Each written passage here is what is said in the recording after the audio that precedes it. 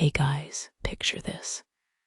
You're thrown into a dim, sweaty hall filled with the clatter of giant wooden plates, the scent of roasted meats that's part mouth-watering, part please, God, make it stop, and a server who's more a sergeant than a human being. Yep, today we're unraveling why surviving even a single shift as a medieval waiter would make surviving watched over by a pack of hungry wolves look like a vacation. Forget your coffee breaks here. A break means dodging spitting, dodging angry nobles, and carrying enough raw fish to give you a serious stomach rebellion. So, buckle up, hit like if you love a good gritty history story, and let me know in the comments if you'd last a day or run screaming before the first roast pig arrives. Dim those torches, settle in, and let's take a wild trip back in time. Don't say I didn't warn you. In the quiet, weathered streets of Ravensbrook, a scholarly figure named Aldrich often wandered past the bustling market, observing the daily rhythm of medieval life. One day, under the unexpected grins of a mischievous tavern owner, he found himself compelled to step behind the worn oak bar and serve as a waiter, if only for a single day. The air was thick with the scent of stale ale and baked bread, and the rough, uneven benches jostled beneath the weight of ordinary townsfolk. The unfamiliarity shimmered in his eyes as he reached out to pour dark, foamy beer into chipped ceramic mugs, feeling the cold roughness under his fingertips. At first, he was filled with quiet curiosity, contemplating the mundane but honest struggles of these small tradespeople and their workaday routines. As moments stretched into hours, the tension subtly grew, like a thread pulled slowly through fabric. Patrons leaned on the wooden counters, voices rising in a blend of coarse humor and impatience, their faces shadowed by flickering candlelight. A loud quarrel erupted over a spilled drink, loud enough to turn heads, but not loud enough to halt the small chaos of the tavern's daily life. The pungent aroma of unwashed mugs mingled with the sharp sting of sour ale as Aldrich tried to keep pace with the endless flow of orders, each glass more fragile than the last. His hands grew tired, and the hum of restless, unpredictable patrons made the familiar seem suddenly fragile, like a house of cards swaying in a gust. The irony was not lost. Here he was, a scholar of quiet reflection, suddenly caught in the noisy, unrefined world he had only read about. There was a strange, slow humor in the scene, the way a patron's hat kept slipping over his eyes, or how a clumsy servant nearly knocked over a tray of loaves. Amidst the disorder, Aldrich noticed the small details, a young girl's hesitant smile as she received her meager portion, or the way an older man's face blurred when he squinted at the flickering candle's glow. The faces, shadowed and blurred by the uneven light, seemed to hold stories seen or understood. Laughter was cracked and tired, and the sense of fleeting dignity whispered through every spilled ale and hurried retreat. Despite the chaos, there was a calm in the persistence. Everyone simply waiting, enduring, quietly part of a slow, imperfect rhythm that persisted regardless. Finally, as the day drew toward its end, the noise softened into a gentle hum. The patrons gradually drifted away, their footsteps fading beyond the heavy door into the cool evening air. Aldrich washed his hands at the scuffed trough, the water lukewarm and flickering faintly in the waning light. He watched the empty benches, the rough walls, and the silent barrels, feeling the weight of fatigue and a touch of distant humor at his own misadventures. The tavern, once alive with clamor, had settled into a fragile silence, as if even the building itself was relieved to return to stillness. He realized that beneath the surface of the rough daily toil, there was a quiet dignity in simply surviving the day's small, imperfect moments.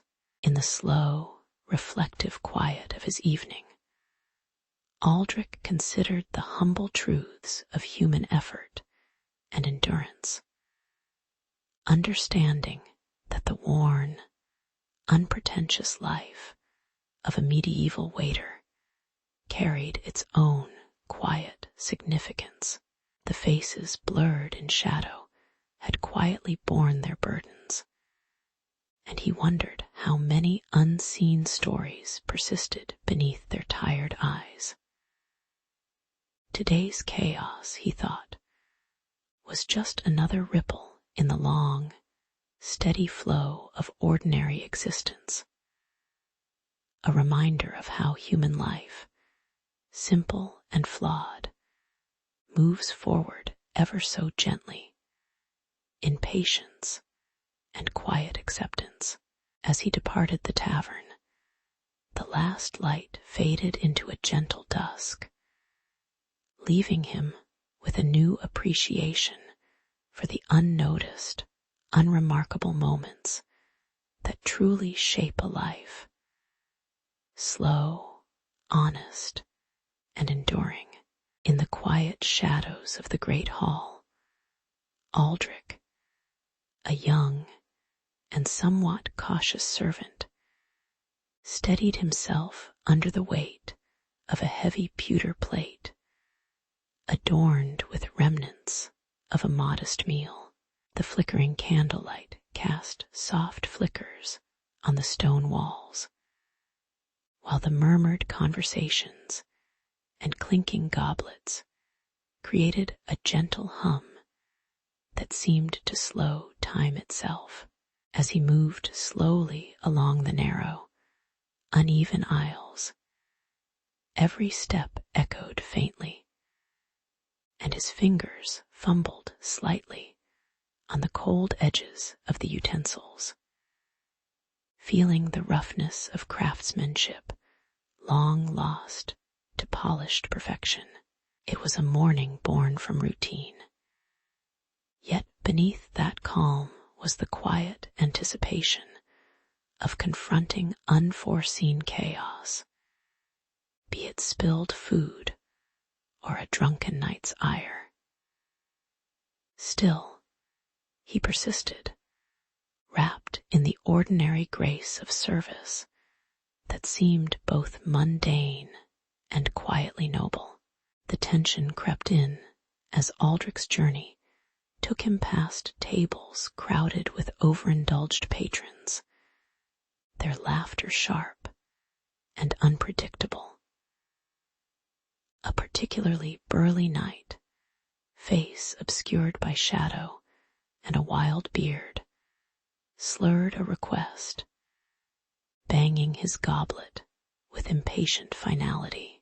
Aldrich's hands trembled slightly as he balanced the delicate, weighty plate, knowing any slip could end in disaster, perhaps a broken dish, or worse, a spilled fortune of wine, occluded by flickering candle flames.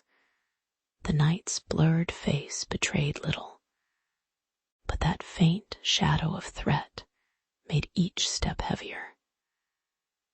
Beneath the surface, the unspoken danger of serving food that could be undercooked, or more ominously, poisoned lingered in the air, shaping every movement into a cautious, deliberate act of survival. The irony nestled quietly among the clatter and clamor. Here was a world where simple acts like bringing a plate could invite both humor and subtle peril.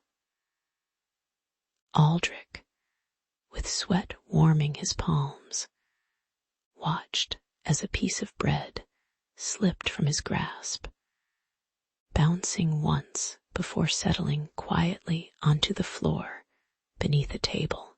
The drunken knight's annoyed grumble was muffled by a thickening haze of alcohol and sleep, while nearby patrons barely glanced up, lost in their own blurred worlds.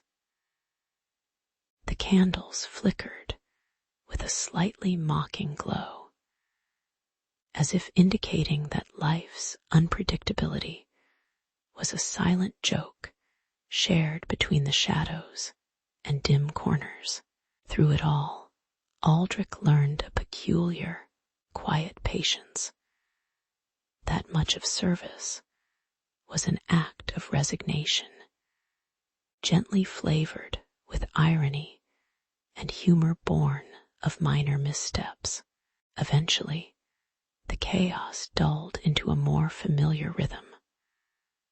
Aldrich found moments of calm amid the routine, a faint sense of place in the slow, predictable dance of service.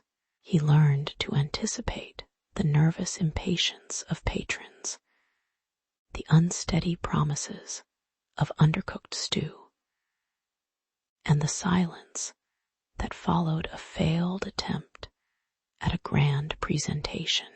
The flickering candles cast a soft glow on the backs of his hands as he moved quietly, still grounded in the simple act of passing food from one waiting hand to another.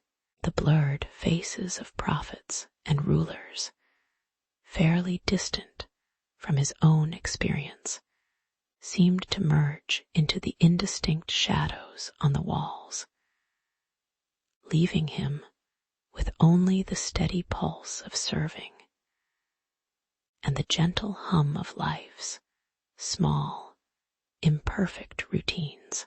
It was a slow, unremarkable kind of peace, built on steady effort and muted humor.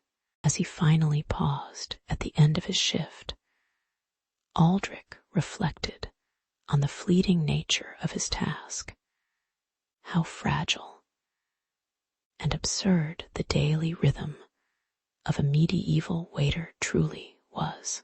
He understood now that beneath the mundane surface of handshakes, spilled wine, and tired smiles lay the quiet acknowledgement of human imperfection.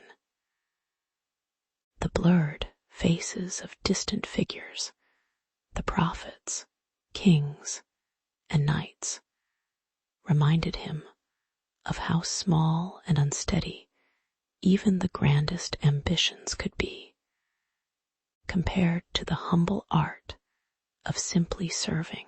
There was a strange beauty in the slow, almost indifferent pace of it all, a testament to the enduring patience inherent in human toil.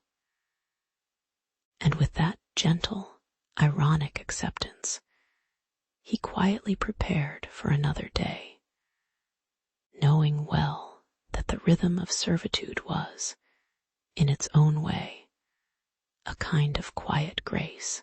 As dawn filtered weakly through the small, fogged windows of the tavern, Aldrich sharpened his blade of patience just a little more, already feeling the slow weight of another busy day.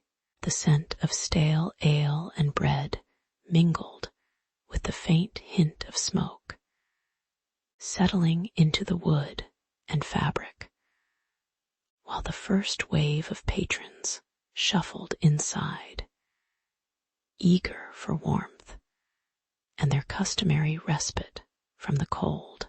Yet even in these mundane moments, there was a quiet rhythm to routine, the clink of cups, the murmur of voices, the gentle scrape of cloth on wood.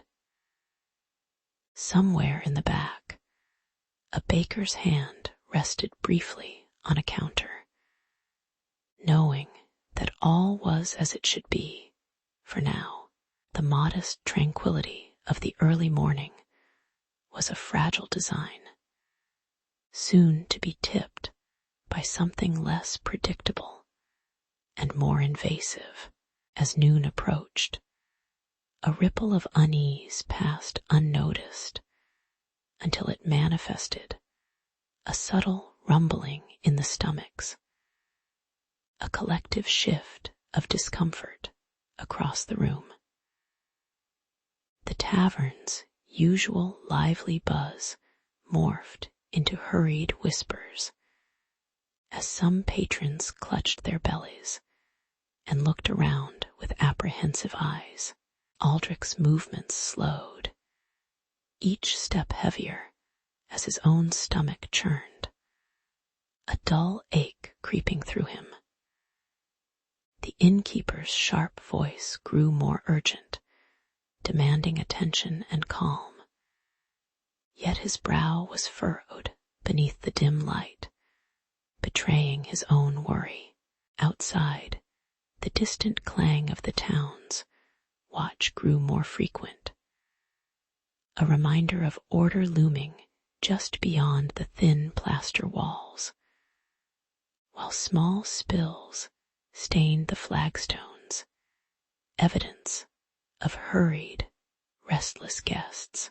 Every moment, the quiet cracks widened, revealing vulnerability beneath a veneer of everyday resilience.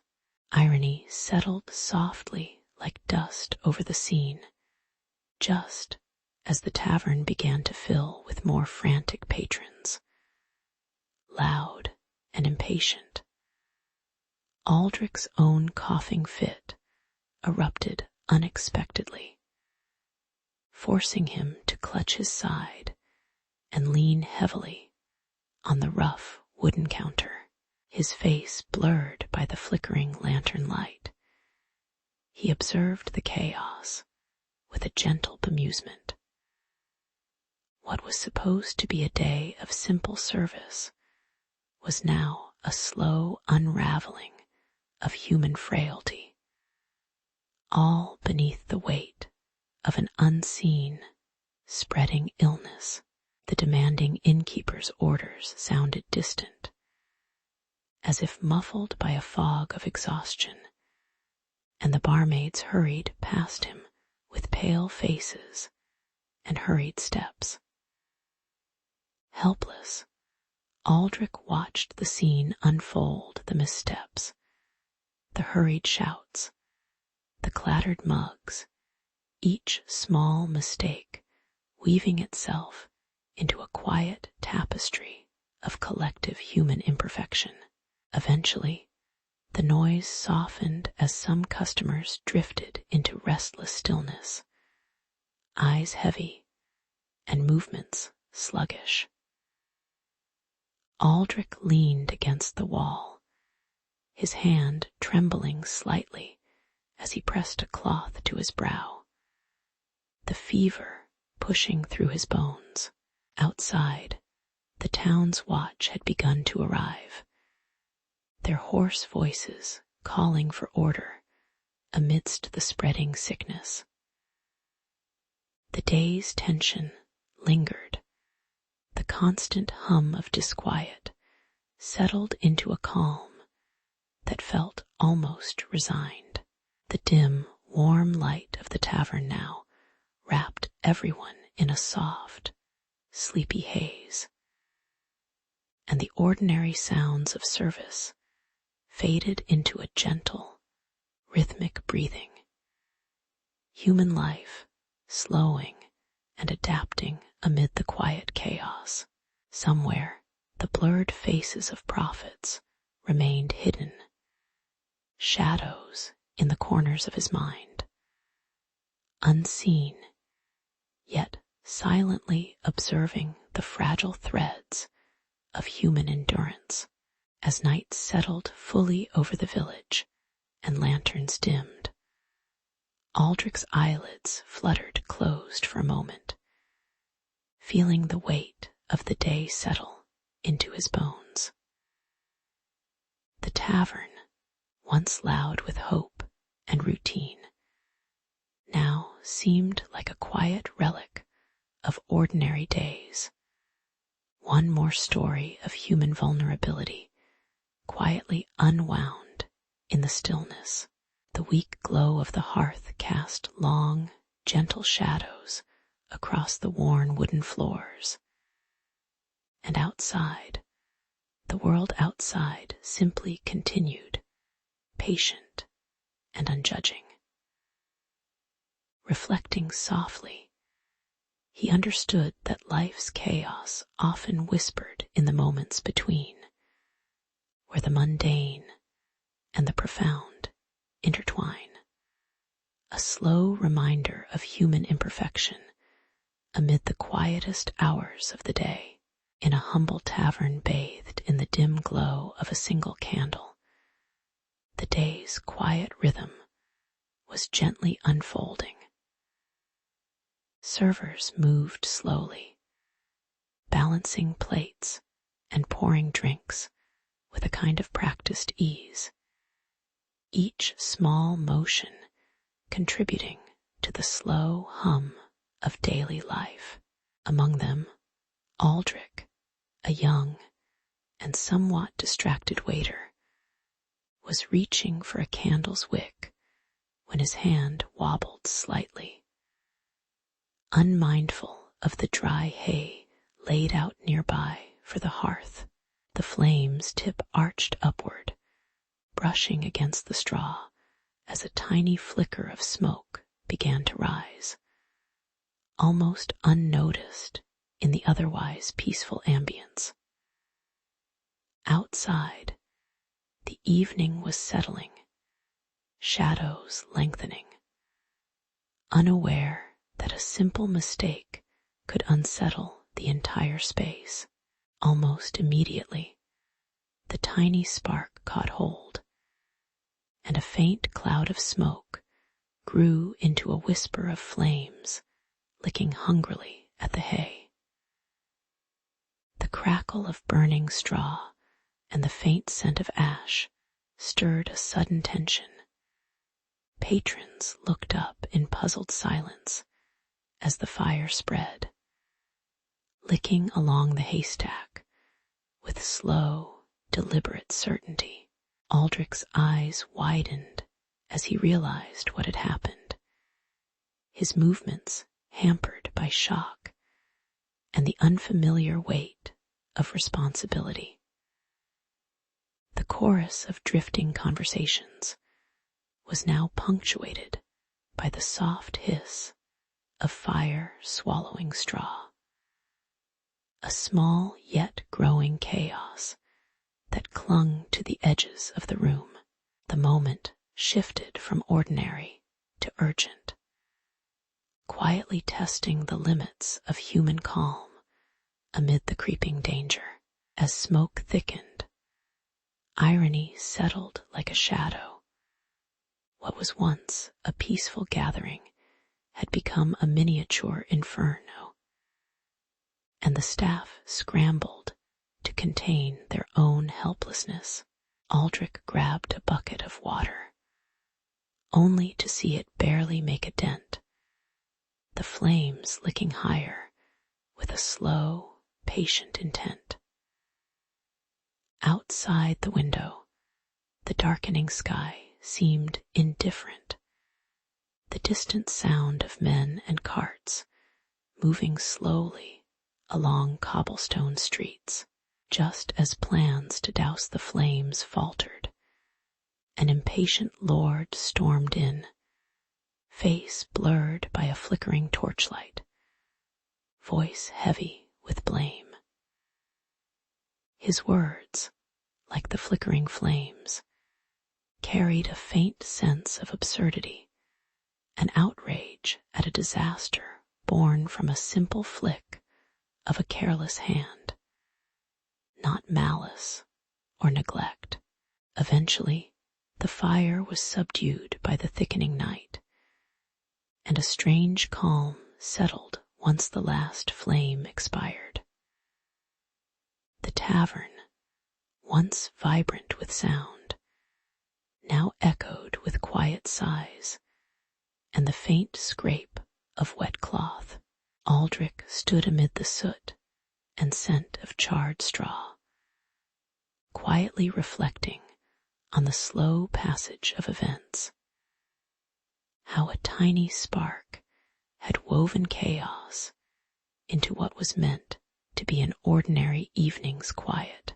The Lord's anger had fizzled as quickly as the fire, replaced by a resigned silence that hinted at human limitations and imperfect moments. The flickering candle, now cold and unlit, seemed to mirror the subdued emptiness of the room, a reminder of how swiftly calm can turn into chaos and back again.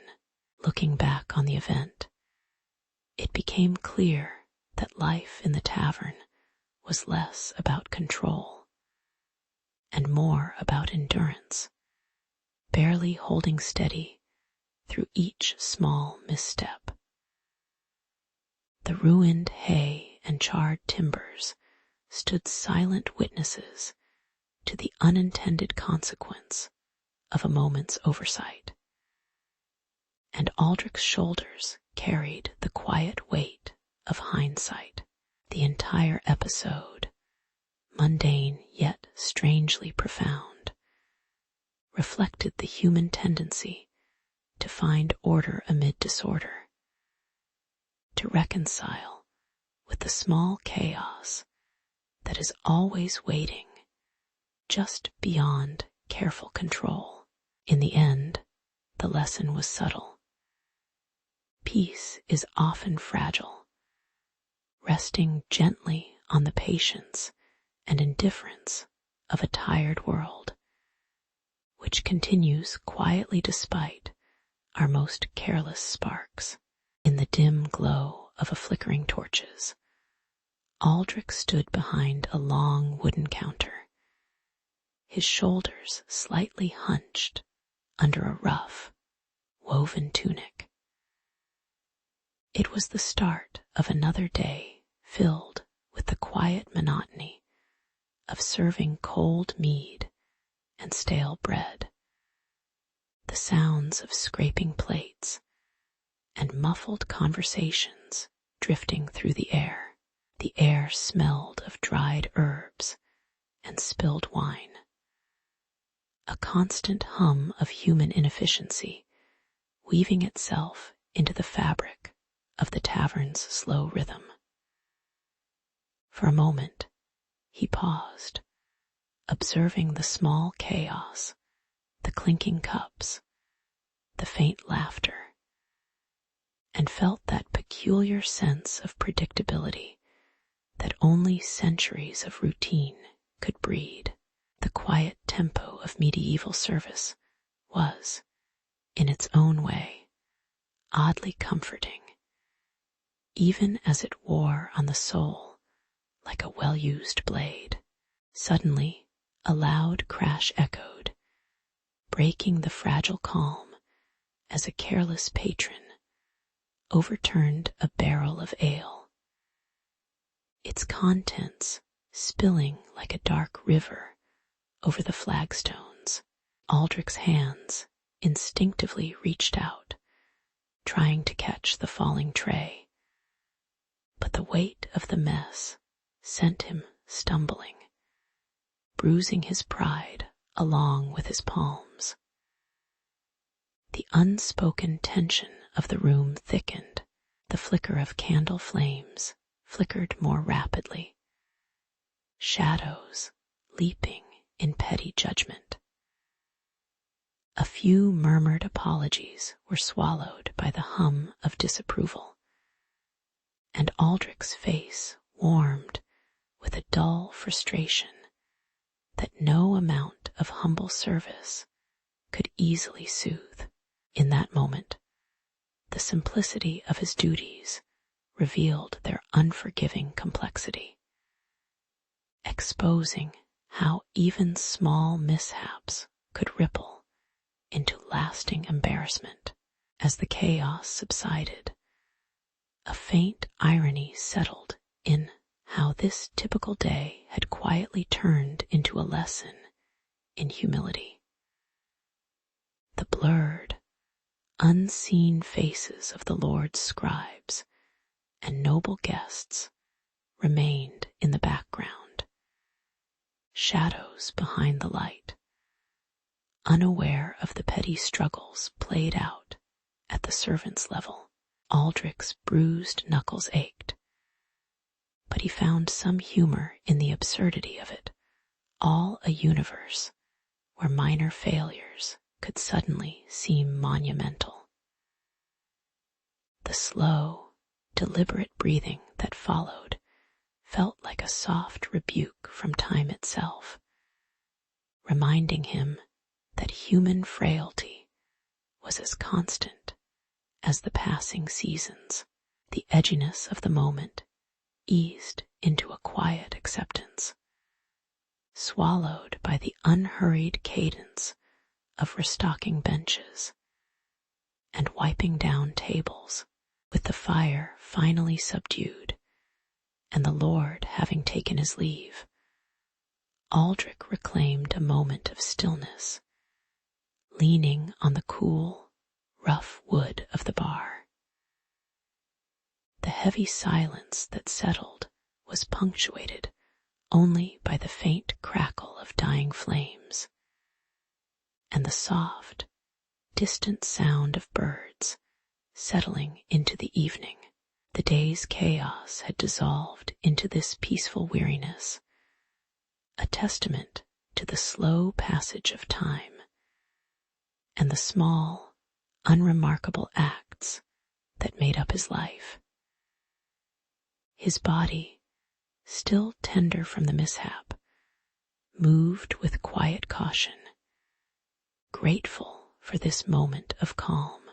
Lying somewhere beneath the tired surface was a humble, understanding.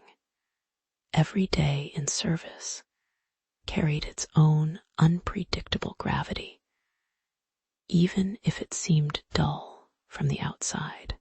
As he looked back over the day, Aldrich reflected quietly on the strange, gentle lesson embedded in its moments, that even the most ordinary work could reveal the fragile edges of human effort. The blurred faces of kings and prophets, unseen and distant, seemed to nod lightly in the shadows, reminding him of the shared, enduring human condition. With a deep breath, he vowed never to underestimate the perils hidden within a simple day's toil again. Humility, he realized, was woven into the fabric of everyday life. As the tavern's quiet hum continued, Aldrich closed his eyes, feeling the slow, steady pulse of a world that moved on quiet, imperfect, and quietly forgiving. In the humble dawn of the forge, young Tomas arrived with a bundle of hope and wide, innocent eyes that barely registered the flickering glow of the coals. The air was thick with the scent of burnt wood and metal, and the rhythmic clang of the hammer echoed like a familiar but distant heartbeat. Master Alaric, a stooped figure partly obscured by a cloud of smoke and shadow, nodded vaguely, their faces blurred and unreadable in the subdued light. Tomas's small hands trembled as he grasped the heavy bucket of water, eager to prove himself in this relentless craft. It was a quiet beginning, filled with the murmur of slow-moving days ahead, and the gentle anticipation of learning something ancient and necessary. Days unfurled like slow-moving shadows across the forge's brick walls, and Tomas soon learned that even simple tasks carried weight, literally and figuratively. Carrying a glowing coal, he felt the intense heat sear through his gloves, the sparks dancing around his fingertips. One careless movement, a flicker of inattentiveness, and a stray spark ignited a small pile of straw stacked nearby, prompting a fleeting jolt of panic. Master Alaric's calm voice barely interrupted the tense silence, as extinguishing the flames became a minor victory in a series of mundane lessons. The forge's unending cycle of fire and steel shrugged off mistakes. Yet Tomas could not help but wonder about the fine line between control and disaster in this fiery world. In the midst of the clamor, there was a strange humor in the uneven rhythm of hammer strikes and the accidental mishaps that punctuated each day. Tomas sometimes found himself chuckling softly as a loaf of bread, forgotten near the hearth, burned to a crisp, an ironic clash of domestic calm and elemental fury. Master Alaric's face remained a blurred mask of patience and exhaustion, their expressions flickering like shadows on the flickering fire's wall. The quiet irony persisted. Despite all the noise and chaos, much of the work felt like an endless series of small, unseen errors that went unnoticed. Until they didn't. Life in the forge was a delicate dance of precision and luck, where even the simplest task could turn unexpectedly wrong. Over time, the forge grew quieter in Tomas's mind, and what once felt like an unpredictable chaos now settled into a slow, contemplative rhythm.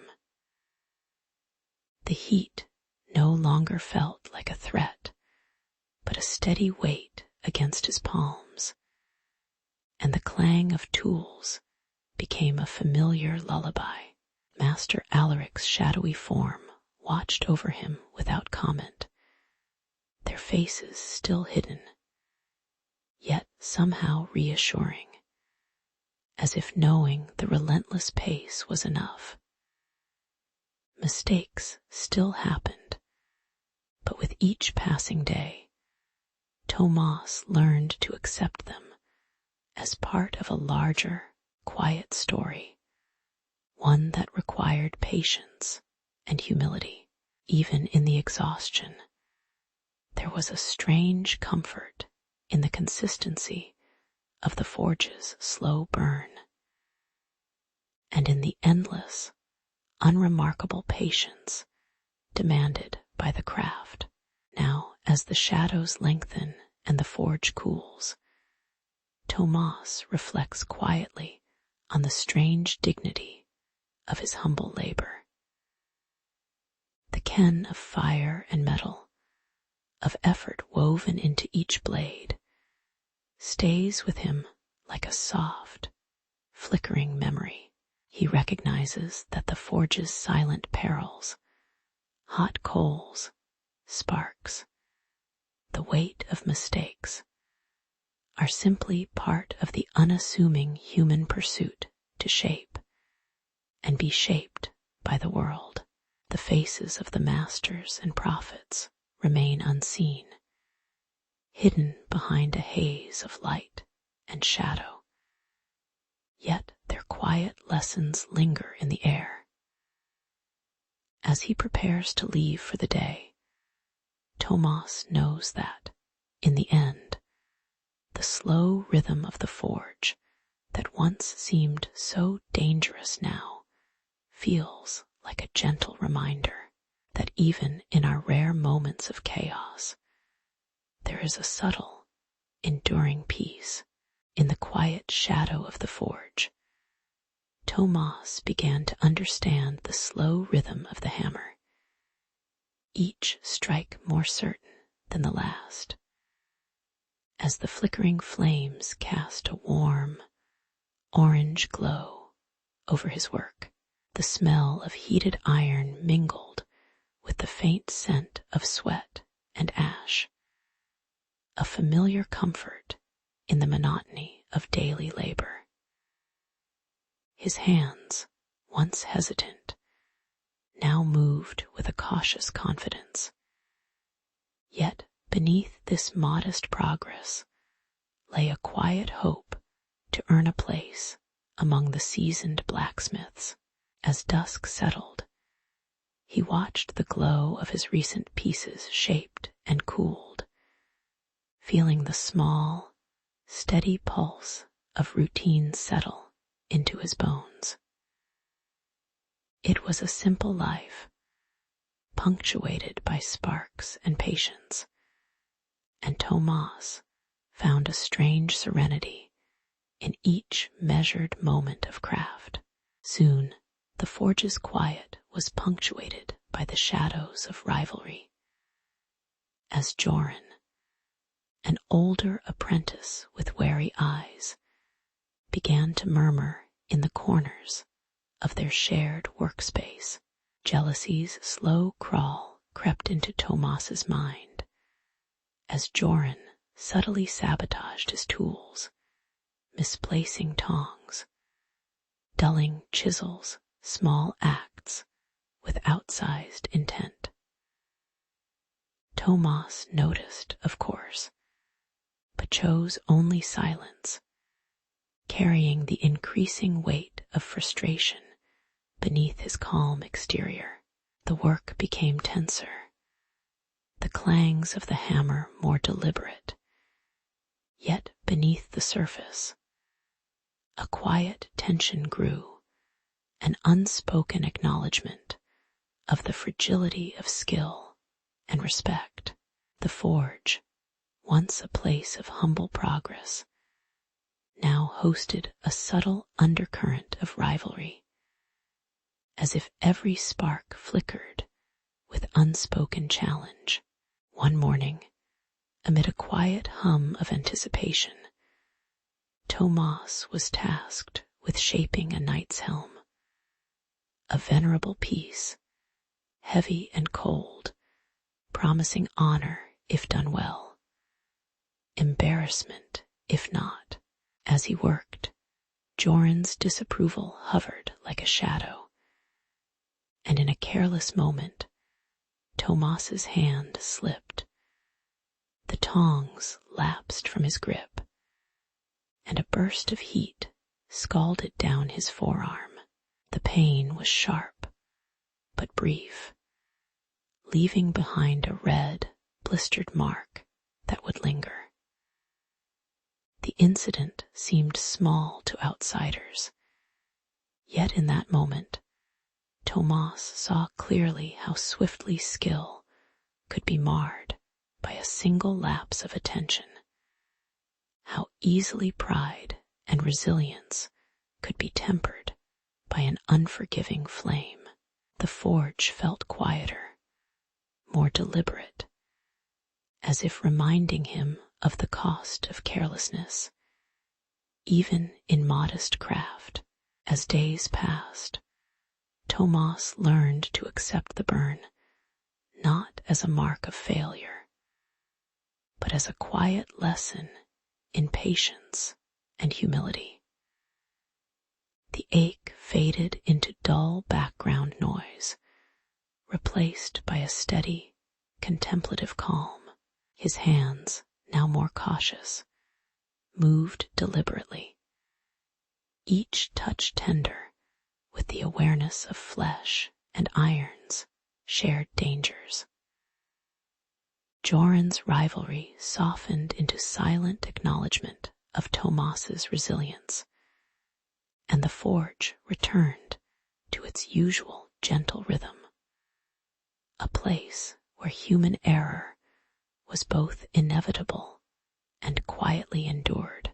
Tomas found some solace in the knowledge that even the glow of the forge could be gentle, and that scars, both on skin and in spirit, were simply part of the slow, steady journey of craft. The heat remained, but there was a new, quiet respect for its quiet, persistent power. Looking back with the distant, calm perspective of years, Tomas understood that the perils of apprenticeship lay not only in fierce heat or sharp tools, but in the silent, enduring lessons of humility and careful attention. The forge had shaped him, not just with iron, but with the gentle knowledge that human hands, imperfect and prone to slips, could still create something meaningful, a helmet, a scar, or perhaps a quiet story to tell in the slow, peaceful twilight of a life dedicated to quiet craft. The rivals, the burns, the patience, all contributed to a humble understanding that mastery was a slow, imperfect process, softened further by the realization that even in the most diligent work, one could only hope to do their best and accept whatever scars or sparks remained.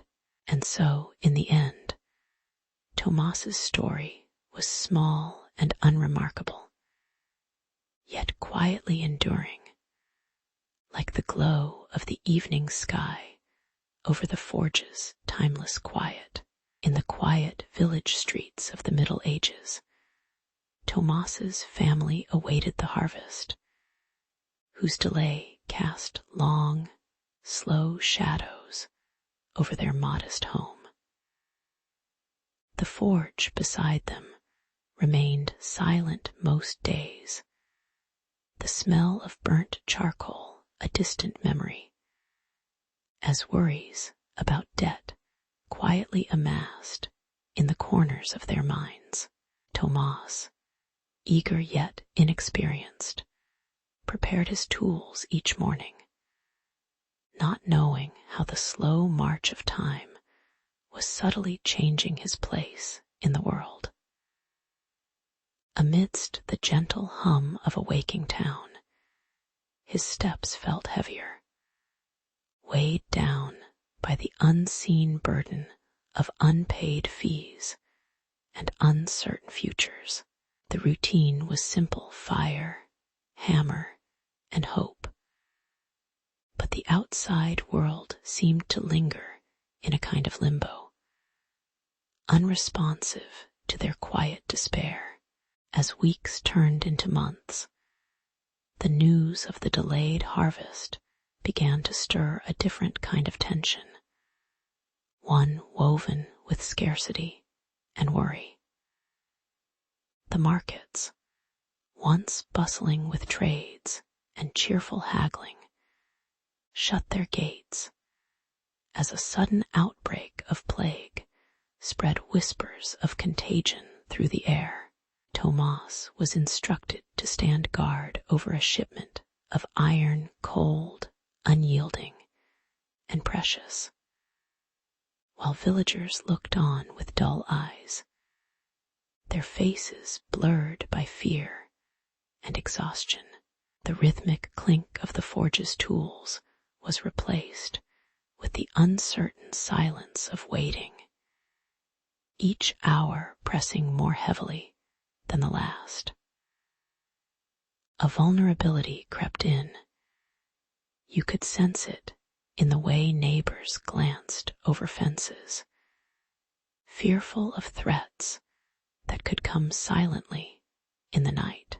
One misty morning, Tomas discovered the shipment missing, stolen in the silent hours of the night, leaving only cold emptiness behind.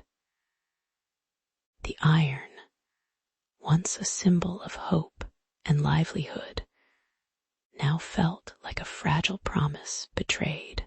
His stomach tightened with a familiar dread, the ironic twist that the one thing he was entrusted to guard was the very thing lost to the shadows.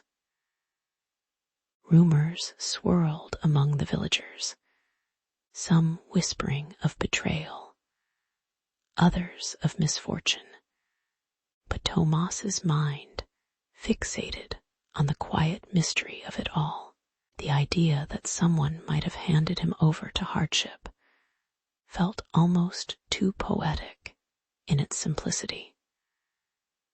The forge remained cold, both in temperature and purpose, as he gazed at the empty space where the iron used to be. The days that followed settled into a slow rhythm of reflection, as Tomas and his family confronted their quiet disappointment with the dignity of routine. Without the fire and forge's glow, the small room was bathed in muted sunlight, soft and unassuming, much like their own hopes. Discussions about debts and loyalty drifted between them with gentle irony. What use was steel in a world that refused to turn? Tomas learned to breathe around the weight of uncertainty, herding his fears into the quiet corners of his mind. Life, like the old ironworks, seemed to carry on steadily dull and patient, waiting for something to ignite again. Somewhere beneath the surface of their patience, there was an almost absurd tranquility in the persistence of everyday life's small acts.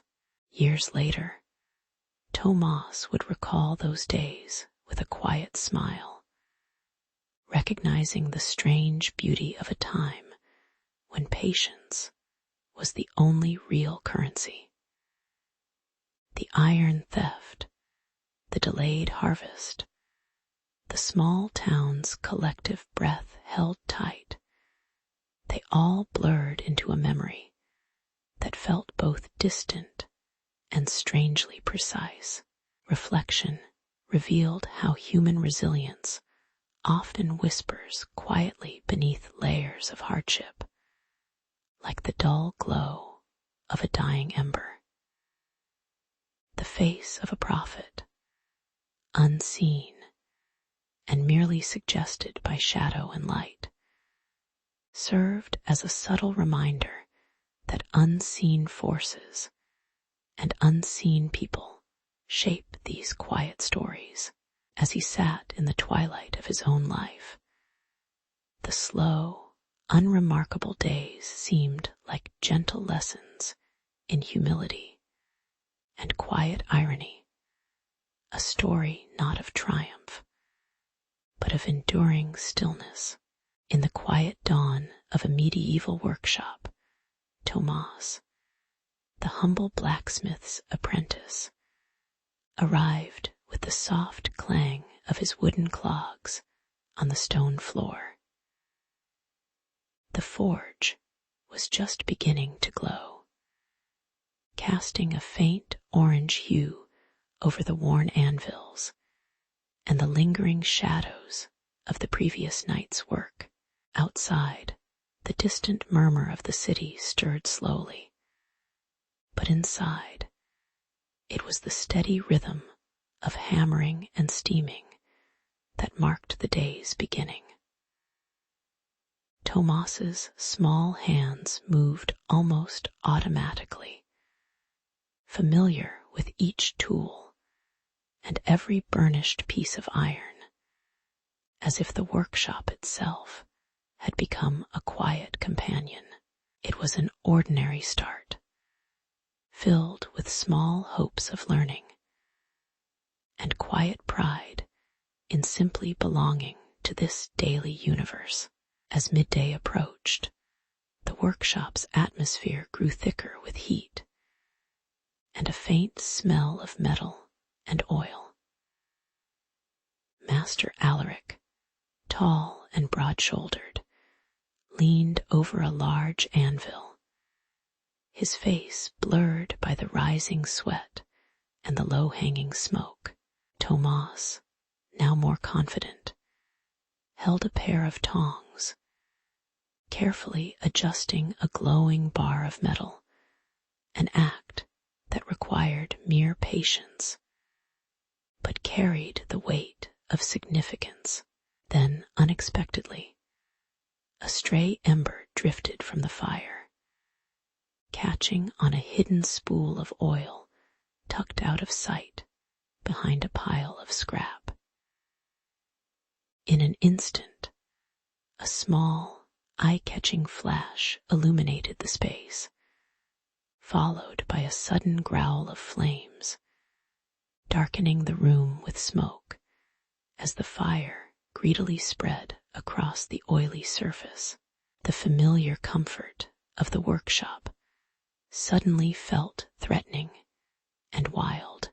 In the flickering chaos of the fire's fury, Tomas realized that irony was the only thing standing between him and panic.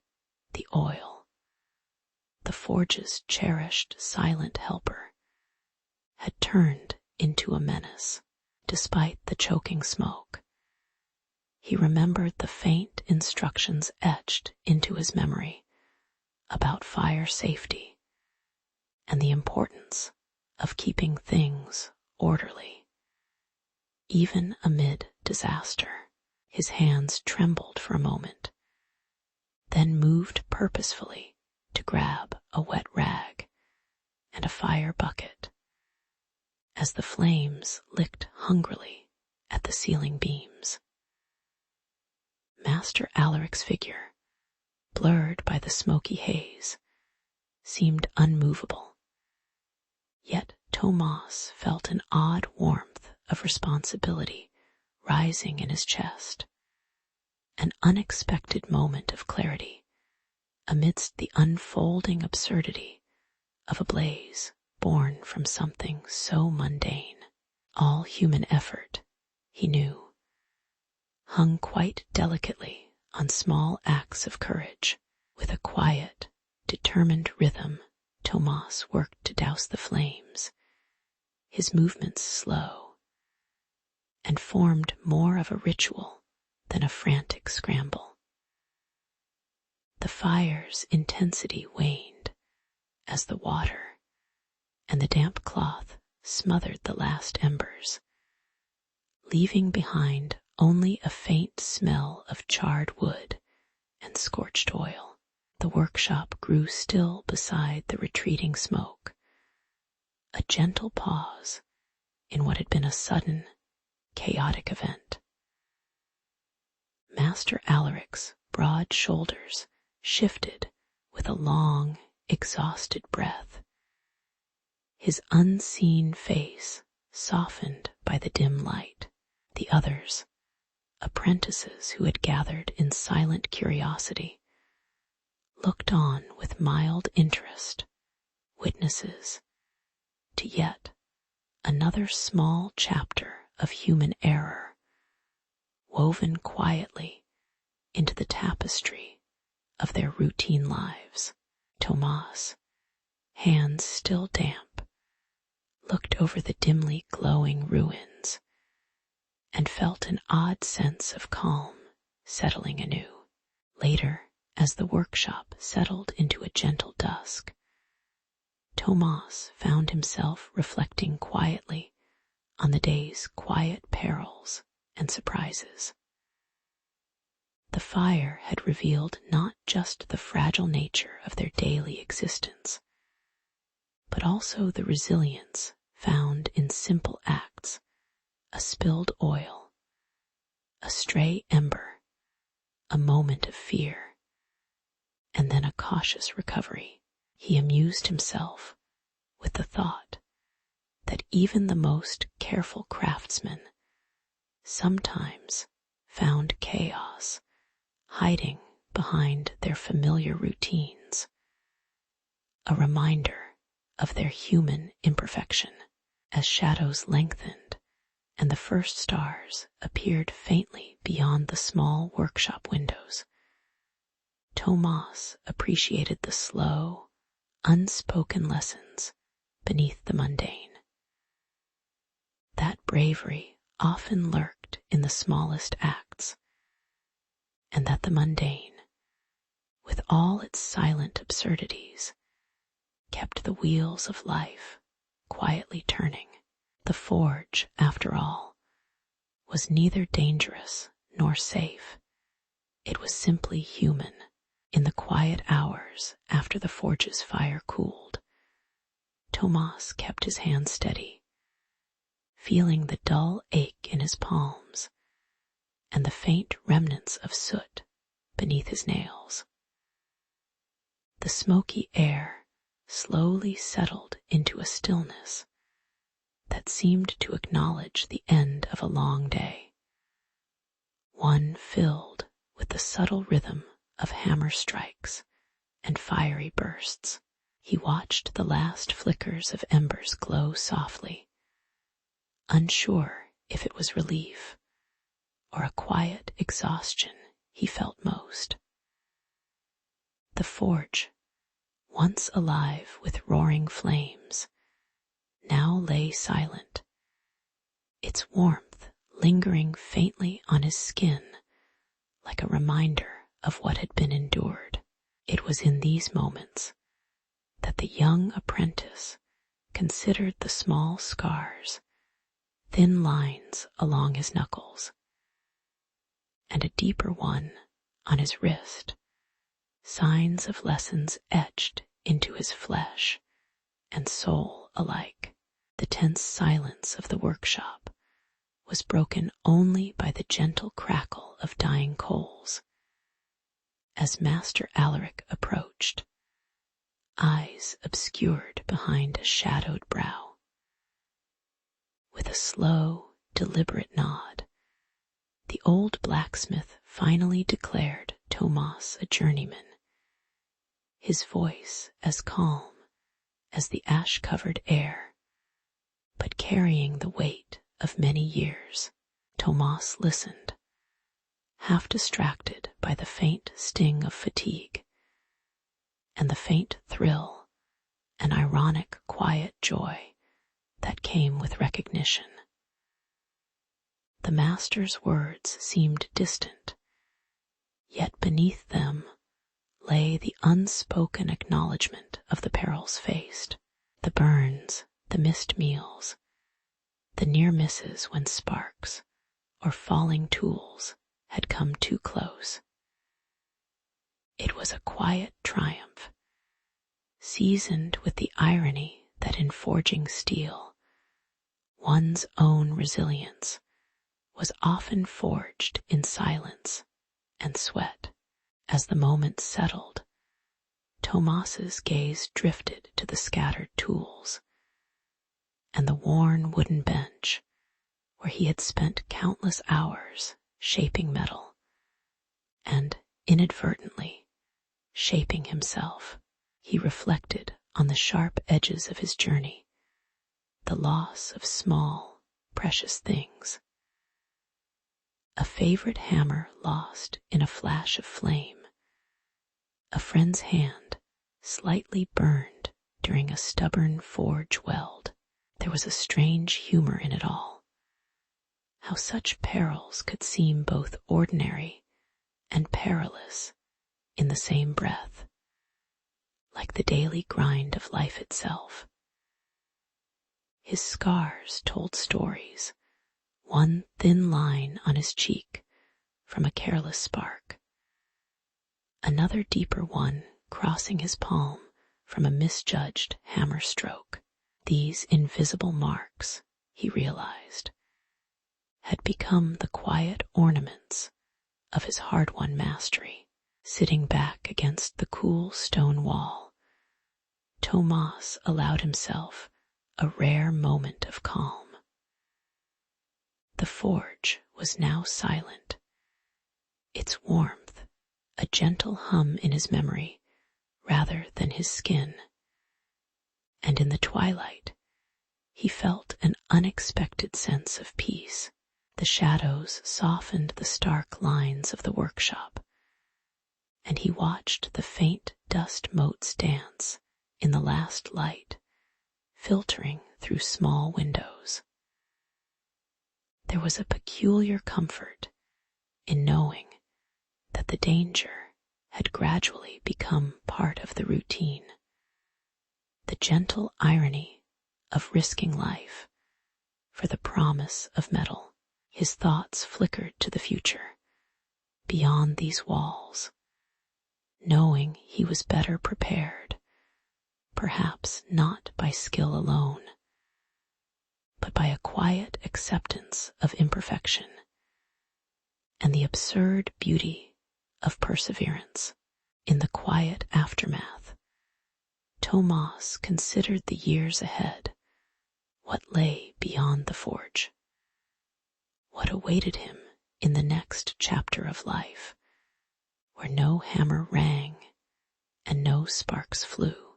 He recognized that the scars, the failures, and the lost moments had all contributed to a quiet strength, more enduring than any steel he had ever forged. The perils had not only shaped his crafts, but had subtly reformed his outlook, teaching him patience and humility. As the last embers faded into darkness, Tomas felt a gentle weariness settle over him, not as defeat, but as a calm readiness. The forge's silent lessons had made him more resilient, ready, perhaps, to face whatever new dawn awaited with a steady heart and steady hands. As dawn crept softly over the narrow alleys of Bruges, young Tomas gently pushed his wooden cart into the damp, cobbled market square. His shoulders were still stiff from the cold, and his gaze lingered on the horizon, where the first hesitant light peeked through the low, gray clouds. The stall he had crudely assembled with scraps of wood and cloth stood ready, holding stale bread that had seen better days, dried fish that emitted a faint, salty smell, and modest bolts of cloth that fluttered weakly in the morning breeze. His mother, bundled in a faded shawl, followed slowly behind, her eyes tired from days of constant work. Nearby, the stern guild overseer, clad in a dull coat, began to pace with a deliberate, weary stiffness, already marking the few early customers who dared approach with slow, half-asleep gestures. By midday, the market had blossomed into a patchwork of shouts, clattering scales, and the scrape of wooden crates. Tomas's small voice tried to call attention to his stale bread, but most passers-by hurried past with distracted glances or indifferent grumbles. The dried fish, once a prized catch, now lay mostly untouched, ignored by those more interested in the vague promise of quick trade or warmth. His mother, half wrapped in her own fatigue, muttered instructions, while occasionally exchanging wary glances with the overseer, who kept a sharp eye on every movement, ready to remind them of unyielding rules. There was an irony here.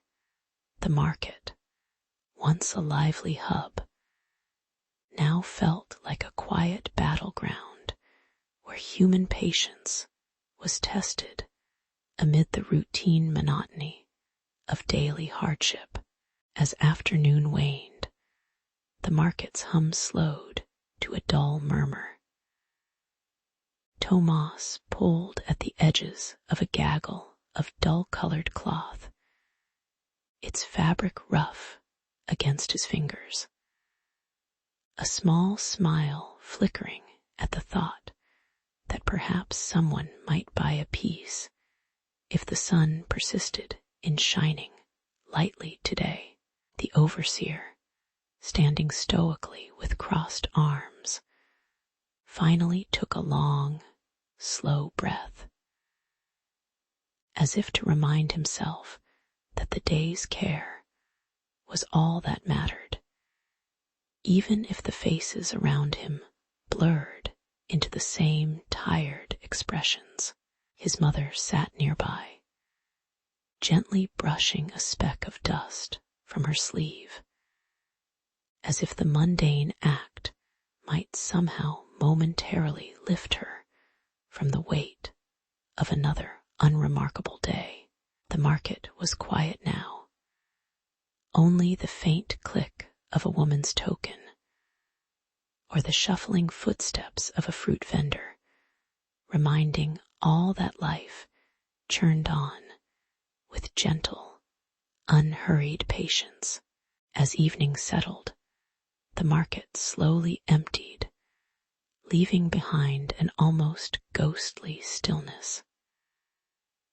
Tomas carefully secured the cloth on his cart, his movements slow and deliberate, mindful of the quiet that had crept back over the square. The fading light cast long shadows over the rough textures of bread and fish, turning every small object into a silhouette of modest resilience. His mother yawned softly, her face softened by fatigue, and the soft glow of late sunlight filtering through the gaps in the wooden stalls.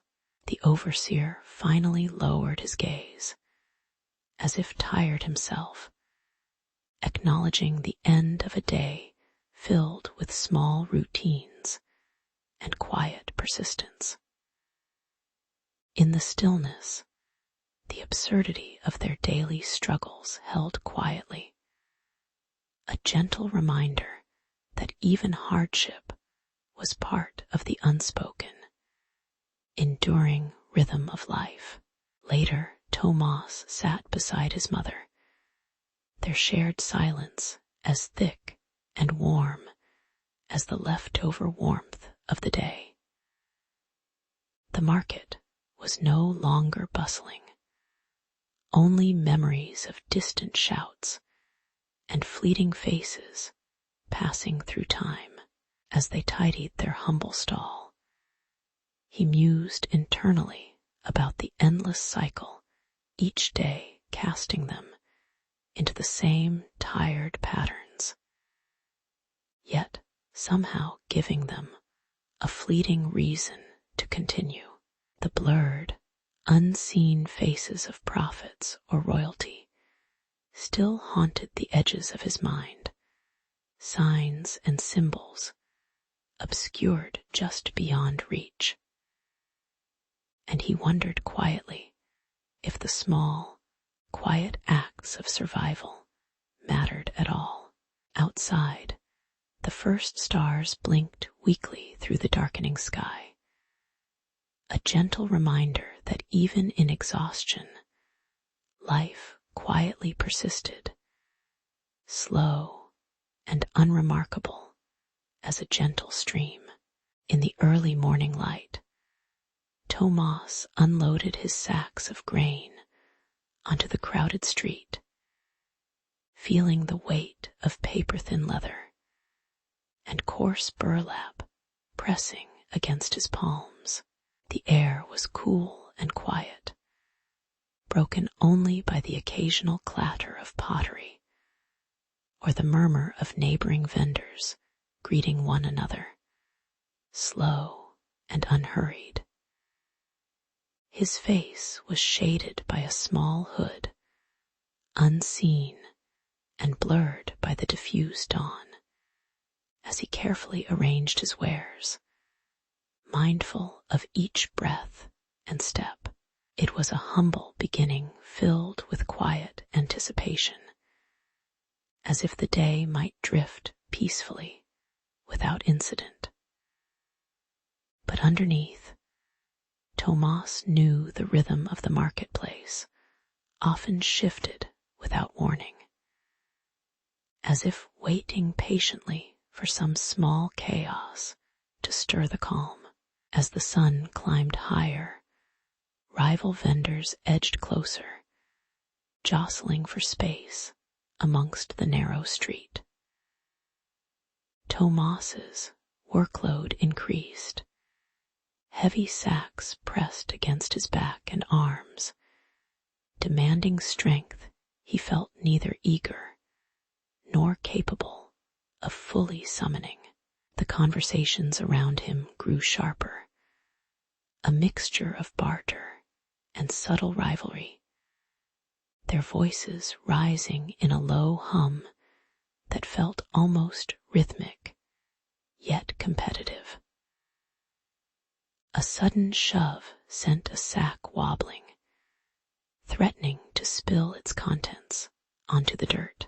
Tomas grimaced quietly, fighting to keep his balance, aware that each small struggle threatened the fragile peace of his modest stall, and that the marketplace's patience was thin, as fleeting as the rising dust. Just as Tomas steadied himself, a sudden cloud darkened the sky, and a cold drizzle began to fall, slow, relentless, almost indifferent. The warm glow of the morning was replaced by dull gray hues, and the sound of rain tapping on plaster and wood seemed to mock his efforts. His merchandise, already vulnerable, became soaked and heavy with cold water, small grains slipping from their burlap sacks with a faint sigh of defeat. Without hesitation, he grabbed a nearby cloth, trying to fashion a makeshift cover, knowing full well the improvised tarp was a fragile barrier, more a gesture than a solution. A gentle irony lingered. The rain's unpredictability had turned his carefully arranged day into a test of quick thinking and resilience, with little to show for it but damp goods. Calm returned as the rain eased, leaving droplets clinging like tiny glass beads on the rough surface of his scattered wares. Tomas sat nearby, settling on a worn wooden crate, his hands resting on his lap as he looked over the soggy mess. The marketplace resumed, slow and patient, unperturbed by the storm, as if the chaos of weather was merely a footnote in another ordinary day. The brightening sky cast faint patches of warmth across the darkening street. The soft hum of life carried on, peaceful in its persistence. Tomas's face, partly hidden beneath a shadowed hood, wore a faint, self-deprecating smile, aware that life's small setbacks were part of the rhythm. No matter how soggy the goods or how heavy the sacks. As the day wound down, Tomas packed what was left, glancing at the soggy grains now mixed with dirt, recognizing how fleeting success could be in this quiet trade. His shoulders sagged slightly, but with a gentle patience, as if acknowledging the unspoken truth that human effort sometimes shimmered, almost humbly, against the inexorable flow of time. He moved slowly, beneath the light that waned, aware that tomorrow's market might bring another chance, or another quiet absurdity. The marketplace, with all its hazards and hardships, held no promises, only this silent continuity. Somewhere behind the blurred shadows of unseen faces, a sacred calm settled, a quiet, human rhythm that endured beyond the small storms and stubborn sacks. In the early morning haze, Tomas arranged his simple stall on a busy street corner, the scent of stale bread drifting lightly in the cool air. The hum of early footsteps and distant chatter provided a gentle rhythm to his day, each small movement deliberate and unhurried.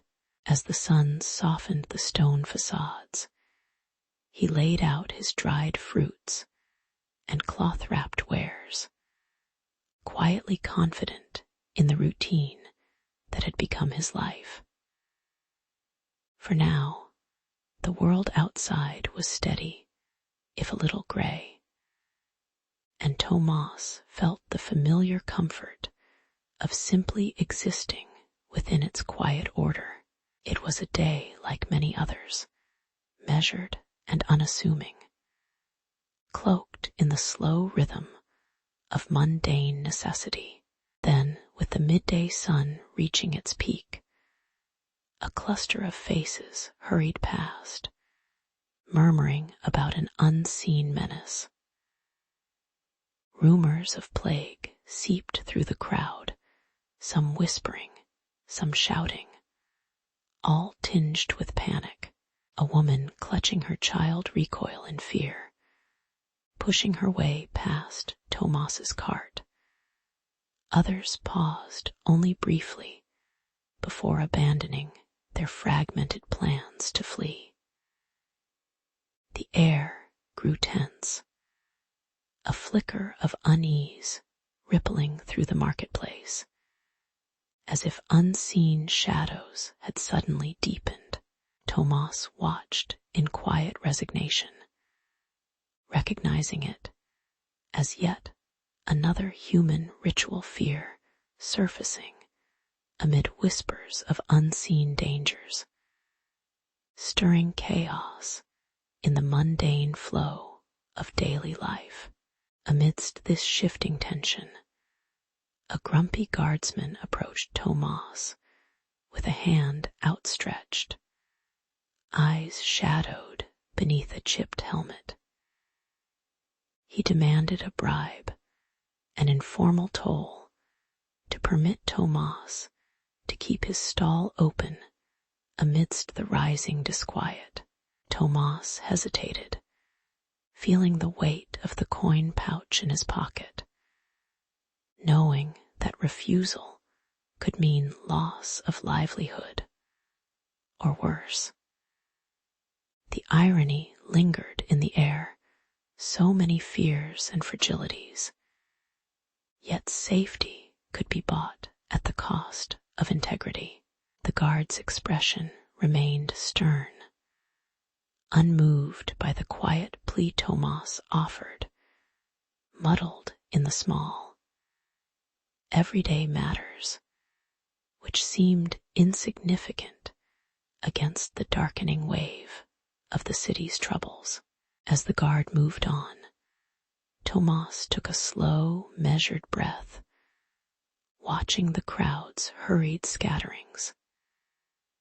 His stall remained quiet, but shadowed by the undercurrent of threat. The simple act of trading now tinged with danger and unease. The sunlight cast a gentle glow on the fruits and cloth, as if trying to restore some normalcy to the scene. He resumed arranging his wares with deliberate care, observing the subtle choreography of street life, the tired faces, the distant clatter of steps, the faint echo of distant bells. For a moment, life simply persisted, steady, unremarkable, quietly resilient, amidst the shadows cast by fear and authority. Later, as the day waned, and the streets took on a softer hue under the early evening sky, Tomas reflected on the strange, quiet rhythms of survival. The marketplace, with all its hazards and hardships, carried on the small acts of commerce and community, the subtle ironies of human worry and governance. His face, blurred by the gentle light, held a calm acceptance, a recognition that in such moments, life's fragile threads remained woven through the mundane. There was a muted humor in the persistence, in how people clung to routine, even as the world outside seemed twisted by unseen dangers. Perhaps, he thought with a faint, tired smile, it was all just another day, not so different from many before, nor many to come. In the early morning light, Tomas adjusted his worn coat and arranged his modest array of goods along the damp, cobbled street. The scent of bread and smoked fish mingled softly with the cool air as vendors began their quiet routines, waiting for the day to unfold in a predictable rhythm. Tomas's stall, filled with cloth, spices, and trinkets, was a small harbor of routine amid the slow-moving city. There was a comfort in these familiar sights, even as the shadows lengthened, and the sounds of the bustling town stirred everyone from their slumbering patience. It was, in a sense, a day like any other, quietly promising its small, unremarkable hopes. Suddenly, amid the low murmur of voices and clinking objects, a spark flickered from a nearby blacksmith's forge, a tiny, unwelcome flare that teetered against the edge of the straw piled beside Tomas's stall. The flame grew quickly, jerking like a restless prayer, spreading across the dry bundles that had once seemed so harmless. Tomas's eyes widened, instinct pulling him between his livelihood and the growing hazard. The air thickened with smoke, heavy and choking, as the flames licked upward with slow, deliberate cruelty. The turning point arrived quietly, almost without warning, as he realized that the fury of the fire was now beyond control, and that decisions had to be made. Amid the chaos, there was a strange, almost ironic calm. Tomas's hand hovered uncertainly, torn between the small, valuable satchel of his mother's savings hidden beneath the counter, and the urgent need to escape. The smoke now stung his throat and blurred his vision, making it difficult to think clearly. As his neighbors scrambled and shouted, and their stalls crackled, Tomas's gaze flickered to the earthly glow reflecting in his eyes, the material wealth of his modest life shimmering just beneath his fingers.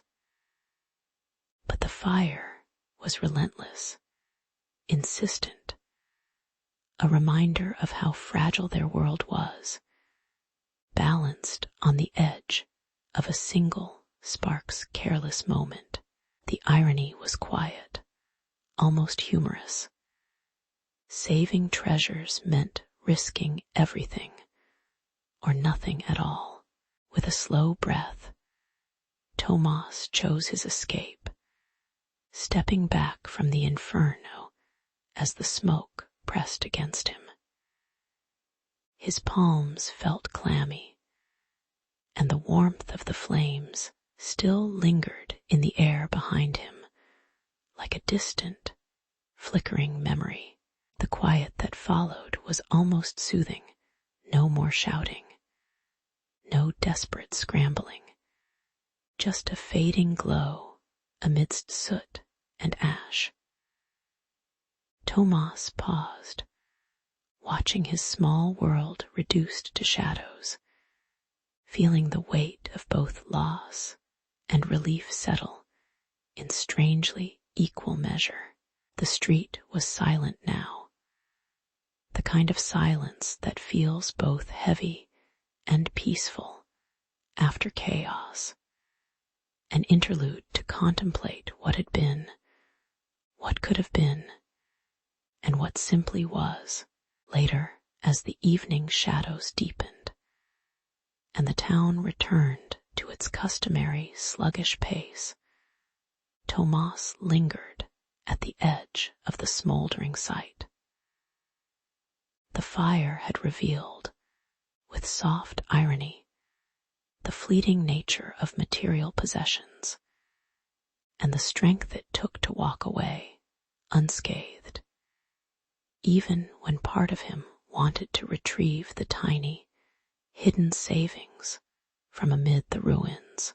Somewhere in the distance, the unseen figures of prophets or saints shed their blurred, shadowed faces in a quiet reminder that life was stitched together with small, ordinary acts and quiet compromises.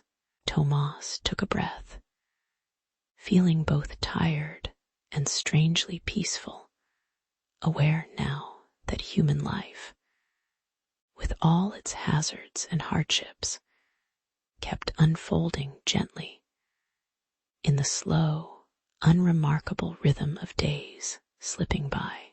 As dusk settled over the narrow streets, Tomas slowly dragged his feet homeward, the remnants of the fire still faintly smoldering in the distance. His shoulders bore the silent weight of another day's toil, shadows lengthening along his face as he stepped past row after row of shuttered shops. The street was quieter now, save for the distant crackle of dying embers and the soft scraping of his worn shoes against worn cobblestones.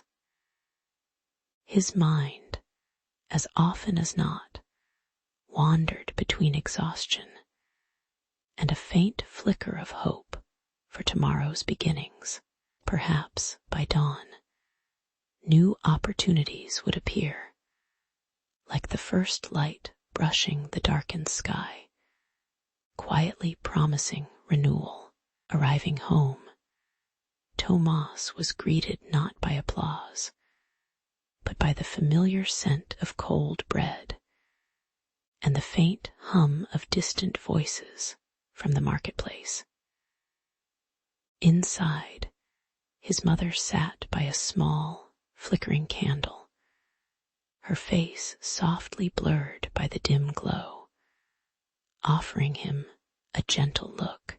The charred remnants of his stall leaned against the wall, reminders of fire's ruthless reach. Tomas' voice was almost tired as he recounted the evening's events, revealing how narrowly his goods had escaped complete destruction.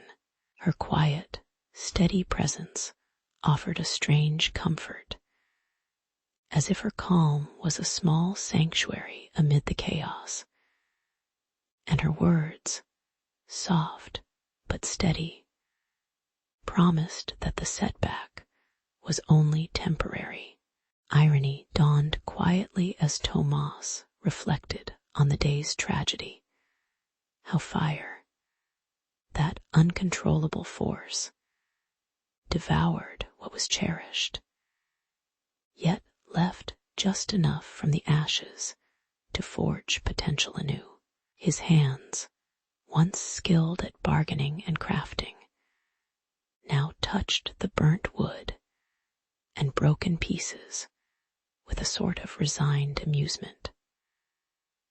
Such moments, he realized, carried a subtle humor, how life's harshest blows often left behind the smallest treasures for the soul to pick up. The charred remnants seemed almost mocking, silent witnesses to the absurdity of human perseverance.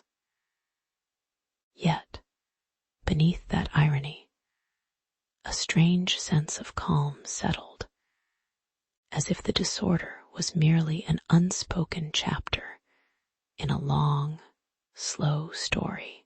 Night fell softly over the quiet room, the faint glow of the candle casting gentle shadows. Tomas sat on a low bench, feeling the weight of the day ebbing into quiet acceptance. His mother's words lingered in his mind, simple but grounding, reminding him that patience and humility were still his allies. Outside, the sounds of the city diminished to a distant hum, the kind that whispers of countless ordinary lives continuing their slow, unmissable rhythm.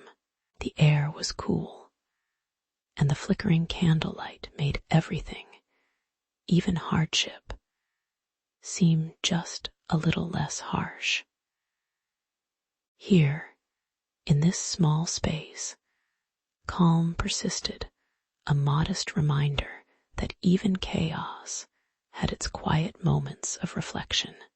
Looking back at the day's turning points, Tomas understood that life's hardships offered not only lessons, but gentle opportunities for the human spirit to gather strength. The fire, now subdued and quiet, seemed to mirror the slow, steady heartbeat of the evening, just as his future now beckoned with the promise of a fresh start. His resolve, although fragile, was renewed by his mother's steady voice, and a new apprenticeship ahead, an unspoken agreement between hope and tradition. As he prepared to rest, the small thought persisted that perhaps tomorrow would bring less chaos, or at least a different kind of challenge, one that wouldn't leave so many charred remnants. And in that quiet certainty, he found the pervading calm of yet another day's end, softly waiting for dawn. In the quiet pre-dawn hours of the kingdom of Aramith, Darius, a young scribe with ink-stained fingers and a cautious gaze, was unexpectedly summoned. A simple scroll sealed with the royal crest announced his invitation to serve at the grand banquet, an event that shimmered with gold and the scent of spiced meats.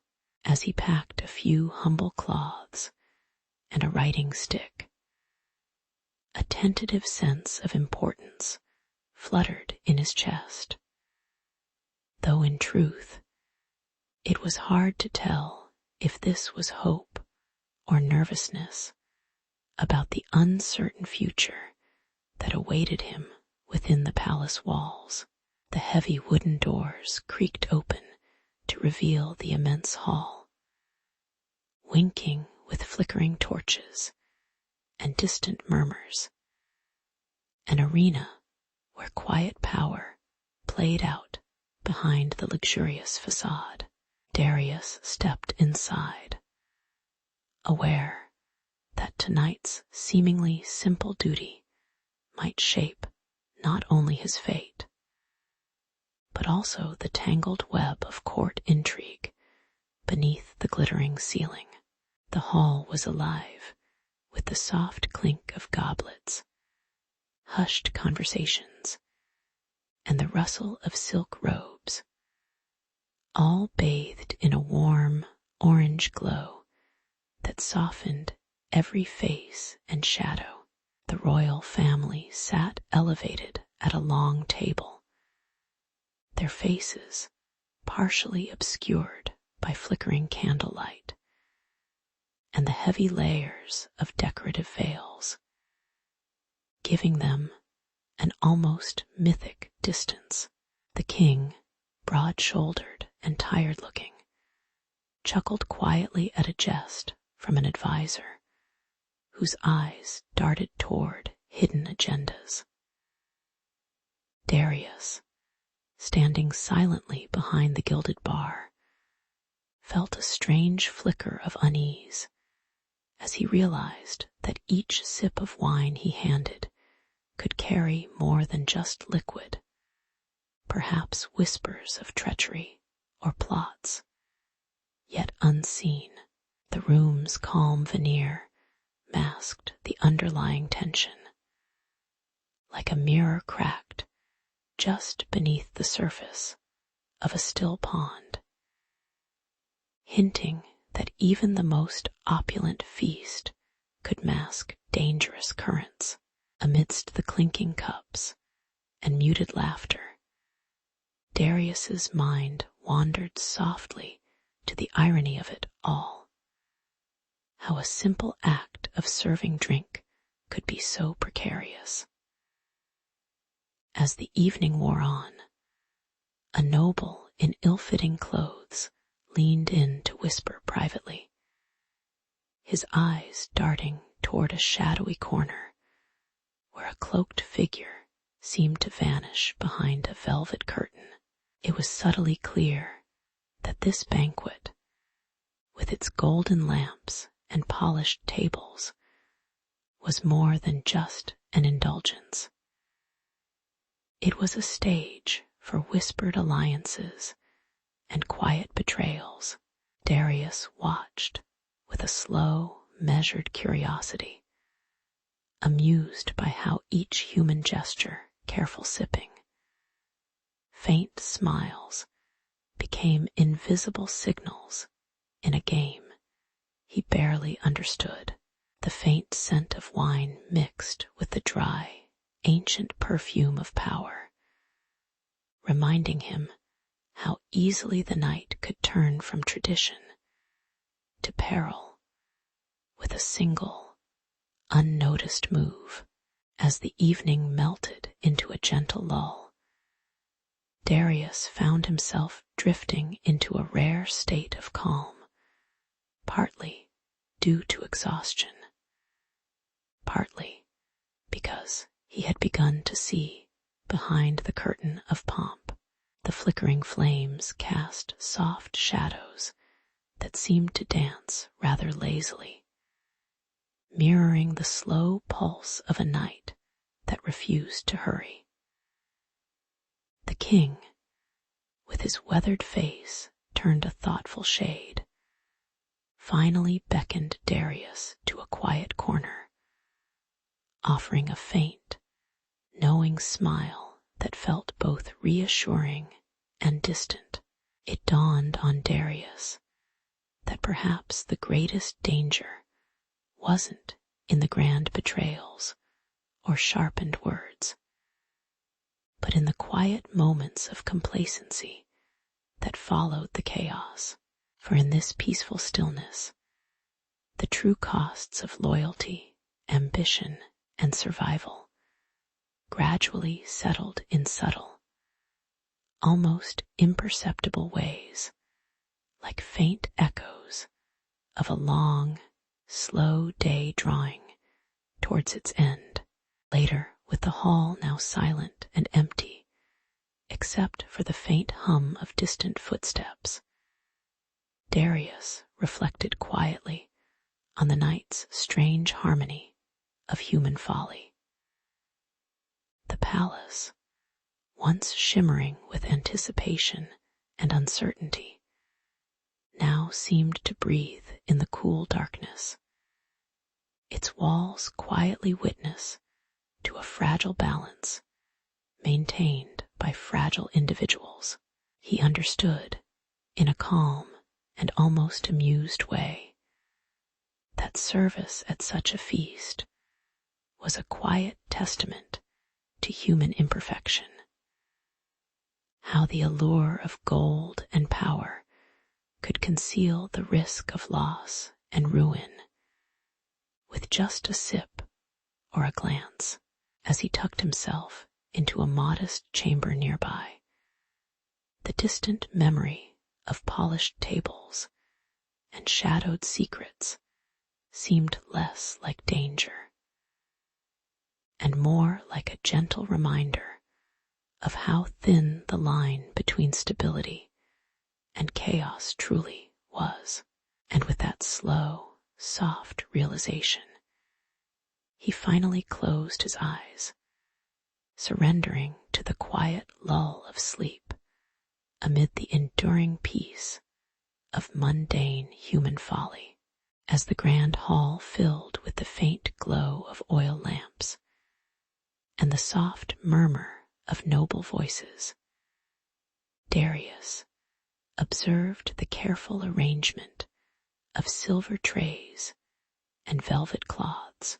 It was a routine moment, yet beneath the surface there was an unspoken weight of expectation, each person waiting for their turn, their role, their secret allegiance.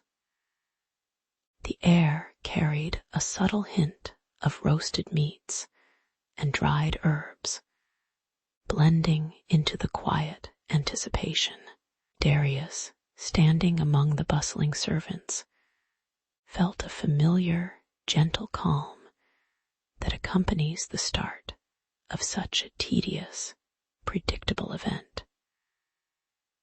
Behind the scenes, the details of social dance seemed more fragile than the finest porcelain, flickering on the brink of chaos or calm. As the banquet progressed, tensions quietly unfurled beneath polite smiles and measured conversations. The rivalries among noble houses simmered just beneath the surface, like a slow-burning ember. Darius, learning to read the unspoken signals, noticed a faint clench of a noble's jaw, or a subtle shift in eye contact, signals of discord and silent rebuke. When a clumsy footman nearly toppled a goblet of wine onto a guest's embroidered sleeve, the room's delicate balance was momentarily disturbed. Morally, Darius felt the weight of innocence, caught between the unassuming clatter and the dark whispers of betrayal lurking behind velvet curtains. It was a game played in shadows, with only the quiet hum of expectation and caution as witnesses. Ironically, amid the carefully staged elegance, the dangers held a certain dark humor, like the poisoned chalice meant for a dissenting duke. Hidden beneath layers of gilded silver, its deadly secret masked in plain sight. Darius recognized the subtle signs of treachery, a faint residue on a goblet rim, or a hurried glance exchanged in passing. Yet, these perilous machinations felt almost detached from the banal rhythm of service. It was, after all, just another day for those who thrived in deception, their true intentions cloaked in the guise of civility.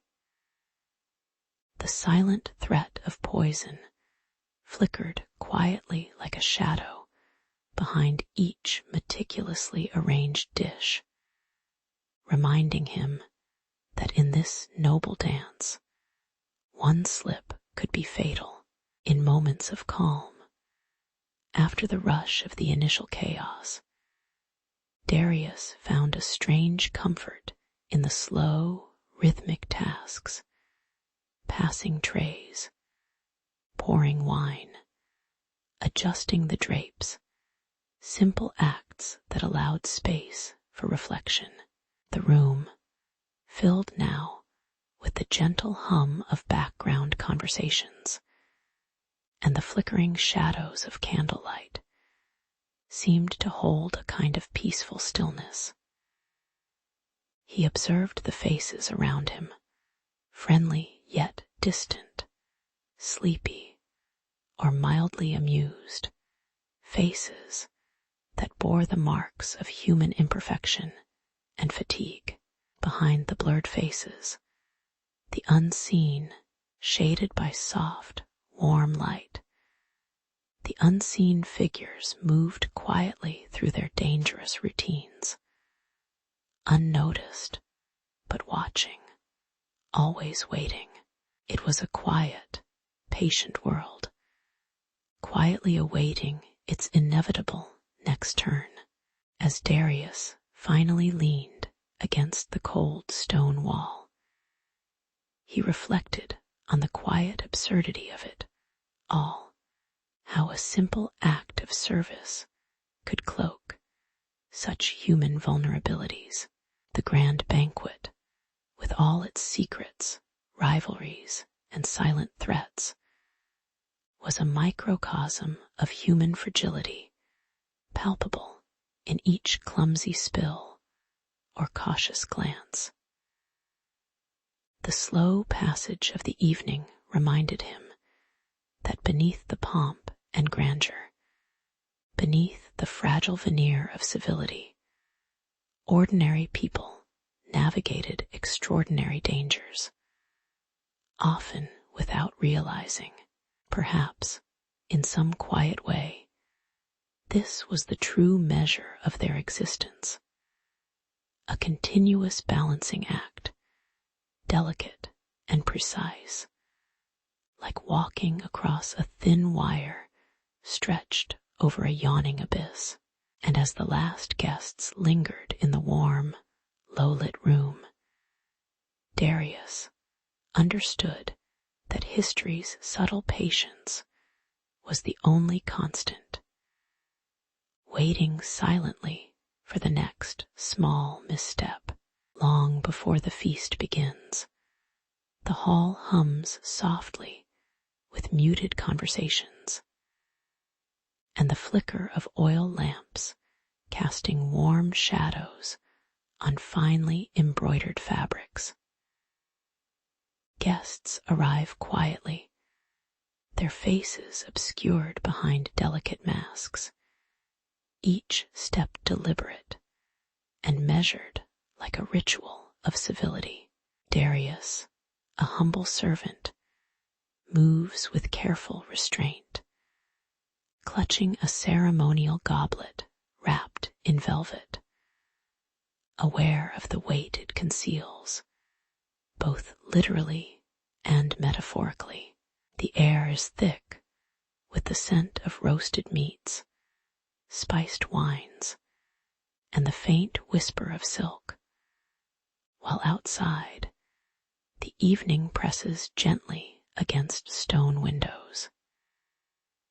It is a moment of calm before the subtle chaos of intrigue, unnoticed by most, but silent in its significance.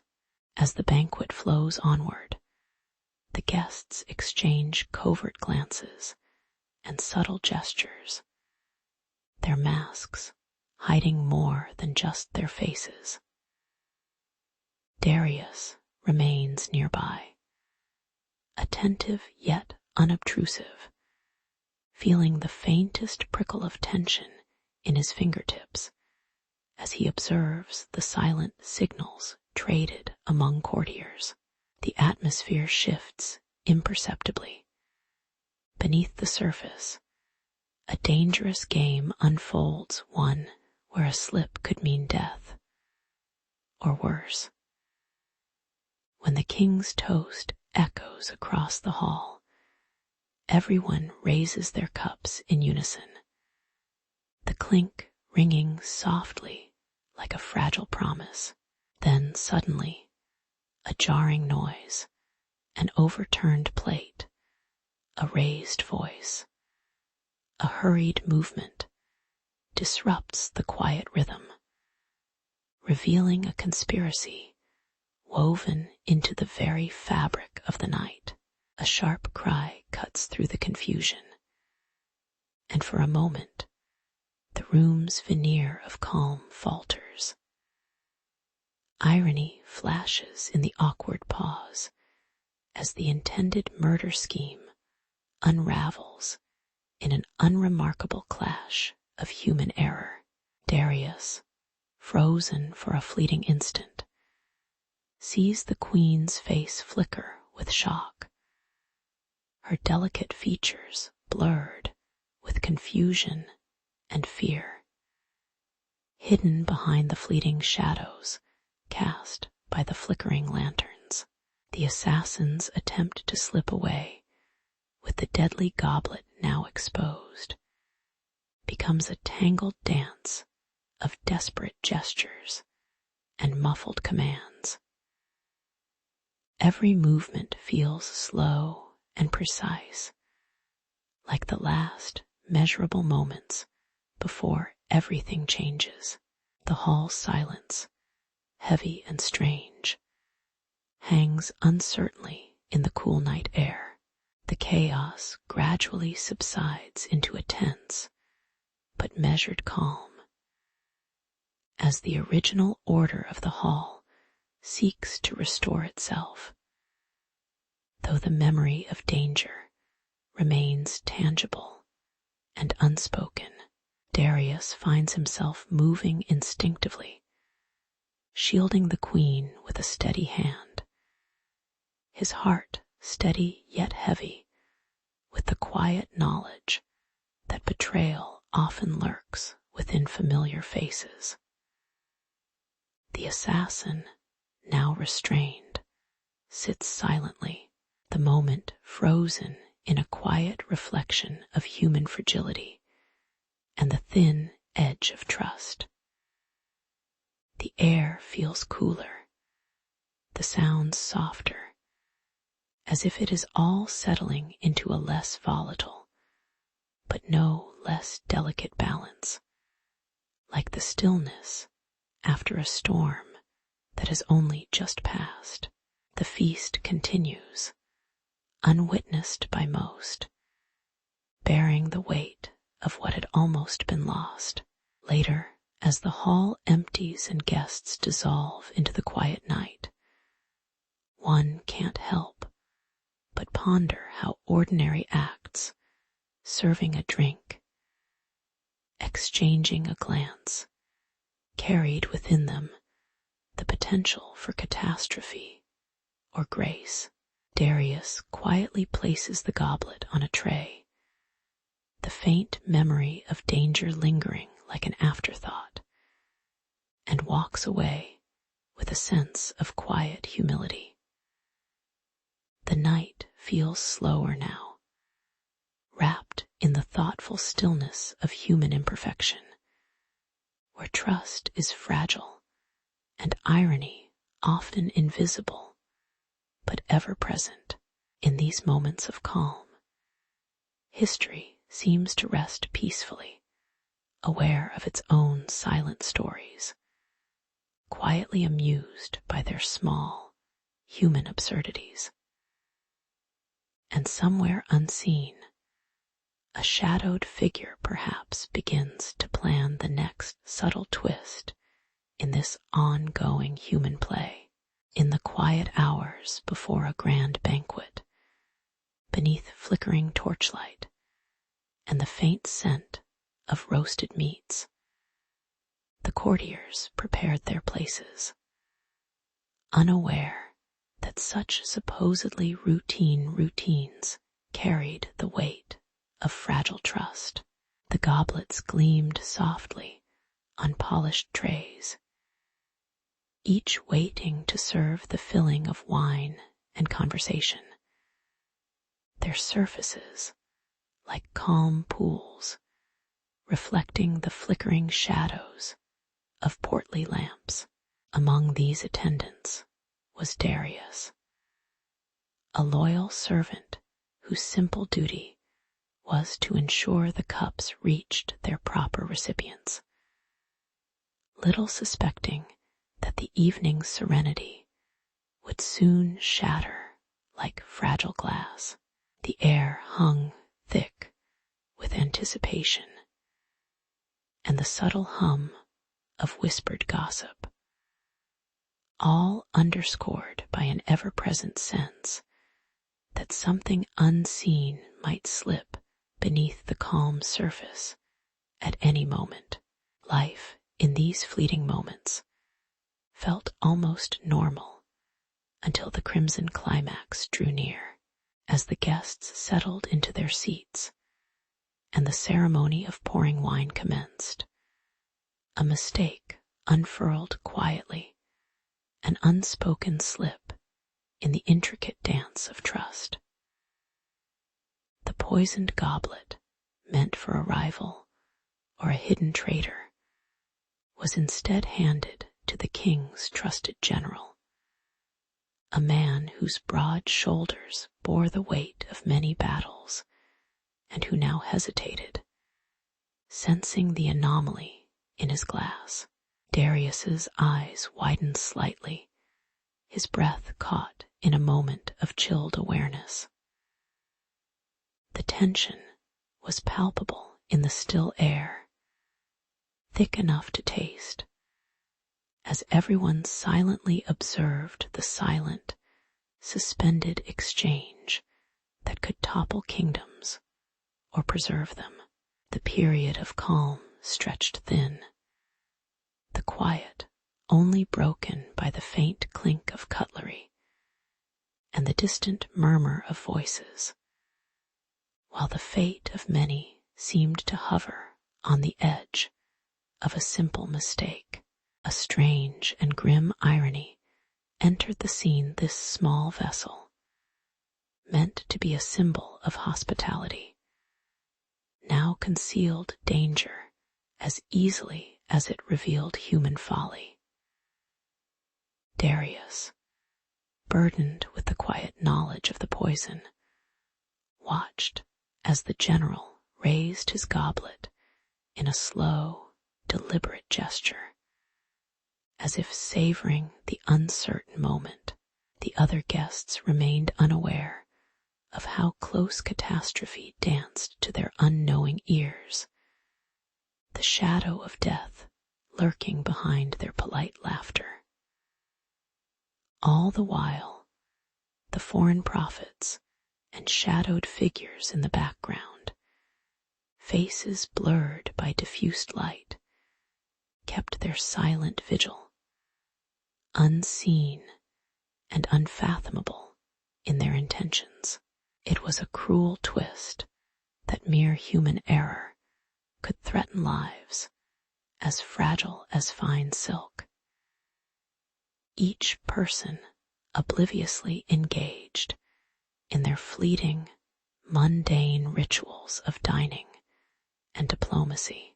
In the calm that followed the silent dilemma, Darius made his choice, a quiet, almost imperceptible decision to sacrifice himself. With measured ease, he reached forward and drank the poisoned wine, feeling the faint burn of glass against lips and the cool liquids seep into his throat. His face betrayed nothing, a gentle mask hiding the inevitable. He knew that exposing the traitors required a cost, the ultimate act of loyalty. The room's atmosphere shifted subtly as the poison took effect. Days of quiet deception, unraveling in an almost mournful, slow motion. The chaos was impending, but muted, like distant thunder, muted by layers of human indifference. And in this silent moment, Darius understood that his own calm would be necessary to stir the long, deliberate storm of justice. As the dust settled and the truth was gradually revealed, life moved on with its quiet, unmarked persistence, an awkward and humble testimony to human imperfection. The purge that followed was ruthless, yet strangely routine in its quiet inevitability, leaving behind stories of men who had once served with simple purpose, but paid dearly for a slip of fate. Darius's sacrifice, while tragic, became a symbol of the fragile line between trust and treachery, a reminder of how thin that boundary often is in the daily acts of service. And so, in the calm aftermath, the palace returned to its hushed rhythm, perhaps a little wiser, or simply resigned to the slow, ongoing hum of human frailty. History, after all, remembers not just the grand deeds, but these quiet, ordinary moments where life teeters on the edge, waiting patiently for the next small disaster. At the break of dawn, the grand halls of the palace lay silent, save for the faintest hum of distant preparations. Servants began their routines, placing silver trays and fine cloths, unaware that one seemingly ordinary banquet would cast a long shadow over the kingdom's future. It was a day like many others, filled with the soft sounds of stir and the gentle clatter of routine. Yet beneath that calm, there was a subtle tension lingering just out of sight. As the first guests arrived, their footsteps echoed faintly on the stone floors, the air slightly warm with the scent of baked breads and spices. It was, in its quiet way, a moment of fleeting glory, an occasion where everyone hoped for a peaceful celebration amid the slow, unchanging rhythms of court life. As the feast unfolded, whispers seeped into the air, and the tension gently thickened, like the faint fog that rolls over a dormant valley.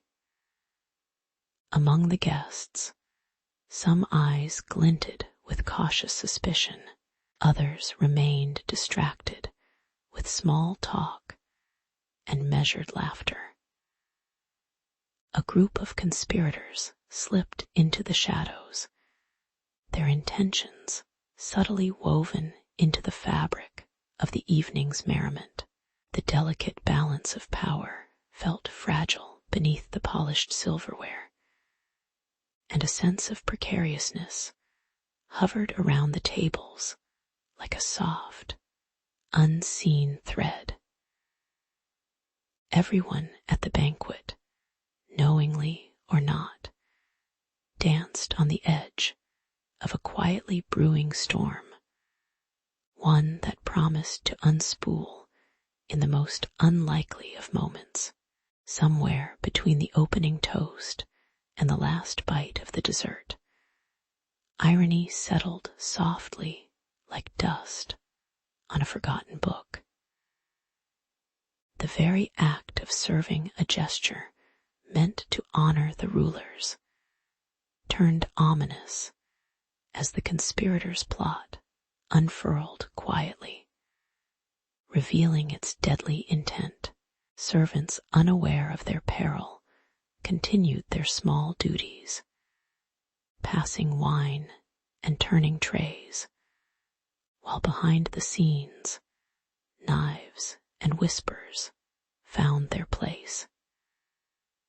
When the first shouts and screams finally pierced the air, it was almost surreal, an unexpected chaos that clashed with the earlier serenity. The banquet, once a monument to feasting and sovereignty, became a stage for betrayal, forever marked by its tragic irony. With the faint light of dawn creeping through narrow windows, the palace grew quiet again, now heavy with the weight of sorrow and consequence. The conspirators were swiftly apprehended and executed, their fates sealed by the very act of serving and betraying. Darius's name, long silent in memory, was now spoken with reverence, himself posthumously honored as a martyr, a reminder of the perils woven into court intrigue. The aftermath settled like a soft breath over the stone wall's calm, yet tinged with the lingering whisper of what had transpired. Life resumed its slow pace, untouched by urgency, but forever altered beneath its placid surface, as stories of that evening were passed quietly from one generation to the next. Looking back, the silent, unassuming banquet stands as a quiet lesson, how even the simplest acts of service might carry unintended consequences. That day, a human act, serving food, offering hospitality, became entwined with the fragile threads of trust and treachery.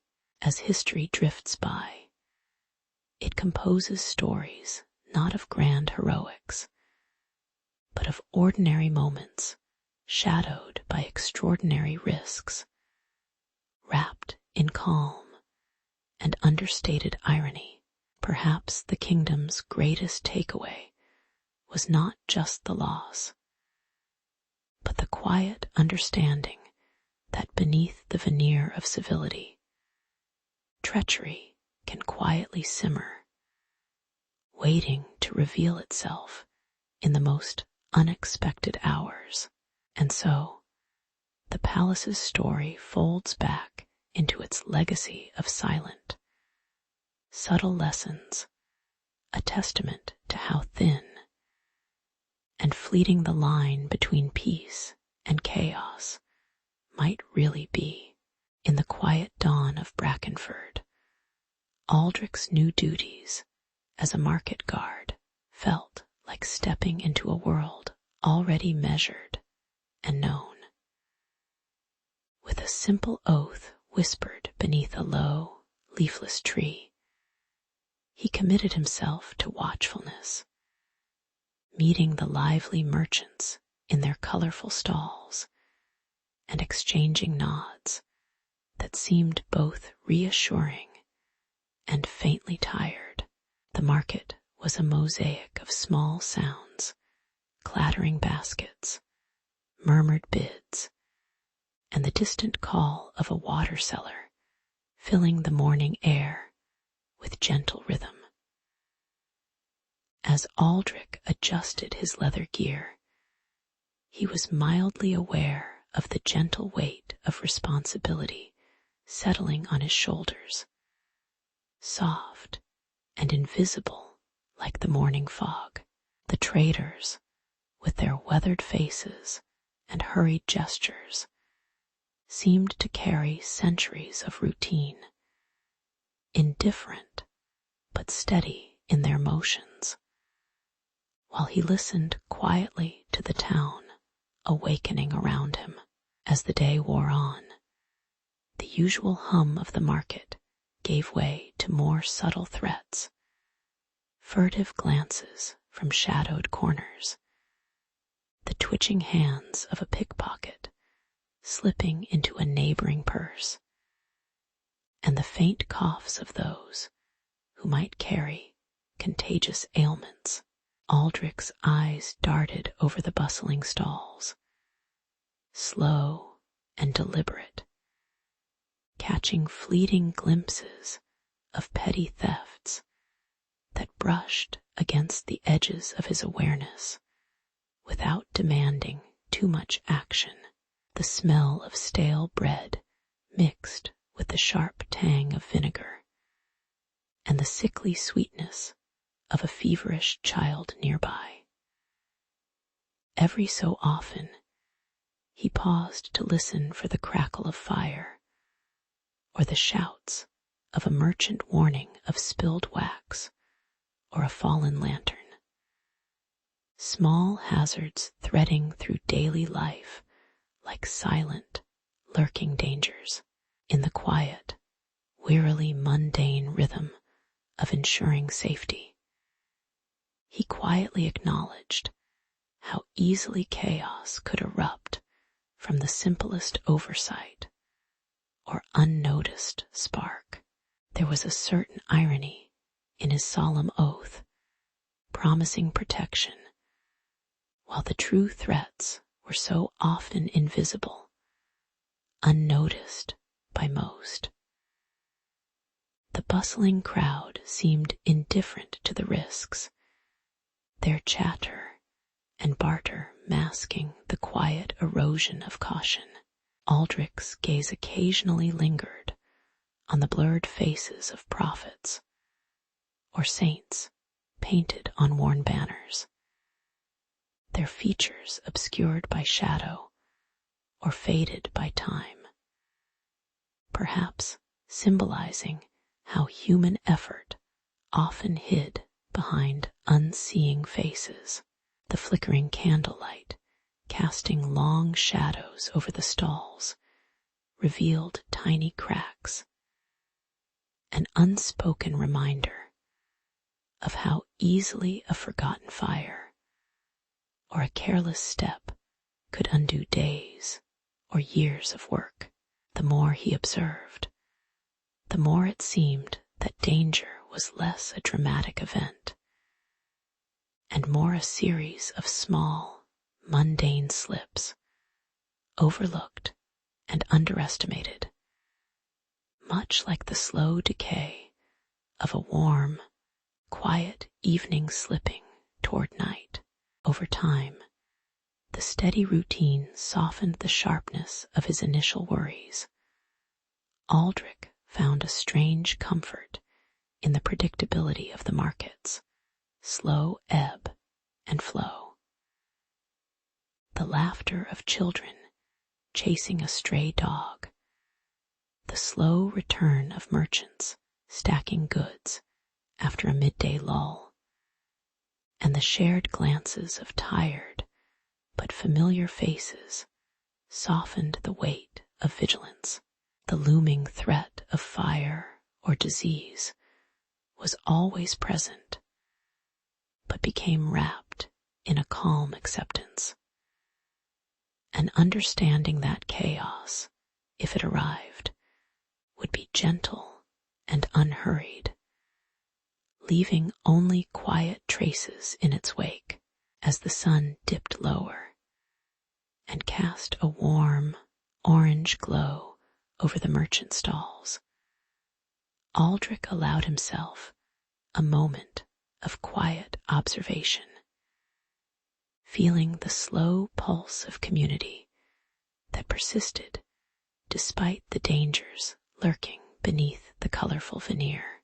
It was, perhaps, the mundane resilience of the everyday that truly kept this small world turning. In the stillness of late afternoon, Aldrich realized that his greatest lesson was in the acceptance of these small, persistent threats, faint shadows that whispered of imperfection and inevitable change.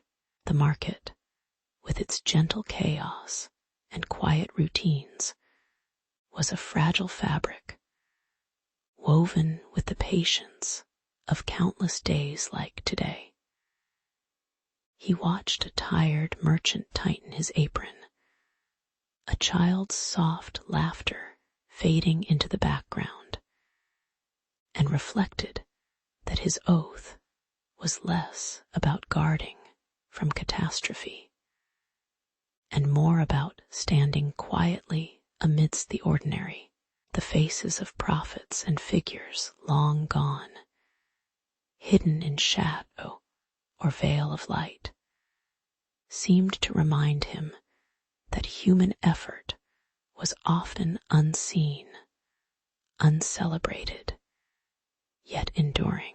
As dusk settled and the market settled into its slow, sleepy rhythm, Aldrich felt a faint, almost amused sense of kinship with the quiet persistence that sustained this small, imperfect world, one day at a time. As Aldrich set out on his first patrol through the bustling market, the air was thick with the scent of fresh bread and spilled ale. The wooden stalls, painted in faded reds and browns, creaked softly in the late afternoon breeze, and the distant murmur of merchants haggling provided a gentle rhythm. Momentarily, the guard felt a quiet sense of routine settle over him, unnoticed beneath the flickering, low-hanging lanterns. It was a time for small, careful watchfulness, for the market's hum carried no immediate threats, only the ordinary clang of a blacksmith's hammer and the scraping of carts over cobblestones. Yet beneath that calm exterior, one sensed how fragile peace could truly be. vulnerable to the tiniest shifts in human folly or luck. Soon, Aldrich's steps slowed as he noticed shadows darting momentarily behind a cluster of barrels. Quick hands slipping small bundles into hidden pouches. Cloaked in the dark, he caught the faint scent of a stolen loaf as a thin, scrappy figure scurried past, clutching cast-off crusts. The sense that deception thrived in ordinary disguise crept into his thoughts, a reminder that even shopkeepers and vendors could harbor sly thieves, slipping through the cracks of his watch. Meanwhile, whispers of a spreading pestilence among the grain sellers emanated from quiet corners, where damp sacks were stacked in ominous alignment, hinting that even the harvest could betray those who relied on it. The market, it seemed, was not only a place of commerce, but also a delicate web of human frailty and concealment. Amidst these murmurs, Aldrich's eye caught an odd flicker from a nearby stall, where a cloaked figure labored over bubbling vials and strange powders. An alchemist, perhaps, with a face blurred by shadow and light. His experiments produced faint puffs of smoke, their sweetish, acrid smell wafting into the cool air, hinting at danger that might ignite suddenly. Aldrich hesitated, torn between strict vigilance and a cautious diplomacy that assumed curiosity rather than fear. The alchemist, absorbed in his work, seemed unaware of the guard's watchful gaze, and so the threat remained veiled, wrapped in the quiet humor of human endeavor, that even in a market, innovation carried its own risks, often hidden beneath layers of odd rituals and whispered secrets. The balance of the moment was thin, like a fragile glass holding back chaos. As dusk settled, the chaos of the morning melted into a calm, with traders packing away their wares and children growing sleepy, their faces soft with fatigue. Aldrich found himself leaning against a sturdy post, observing the slow dance of closing stalls and quiet conversations that drifted into the evening air. There was an odd comfort in these silent rituals, as if the market silently acknowledged its own impermanence and the gentle, ongoing effort to hold order. The sense of roasted almonds and damp earth mingled softly, unnoticed amid the fading light.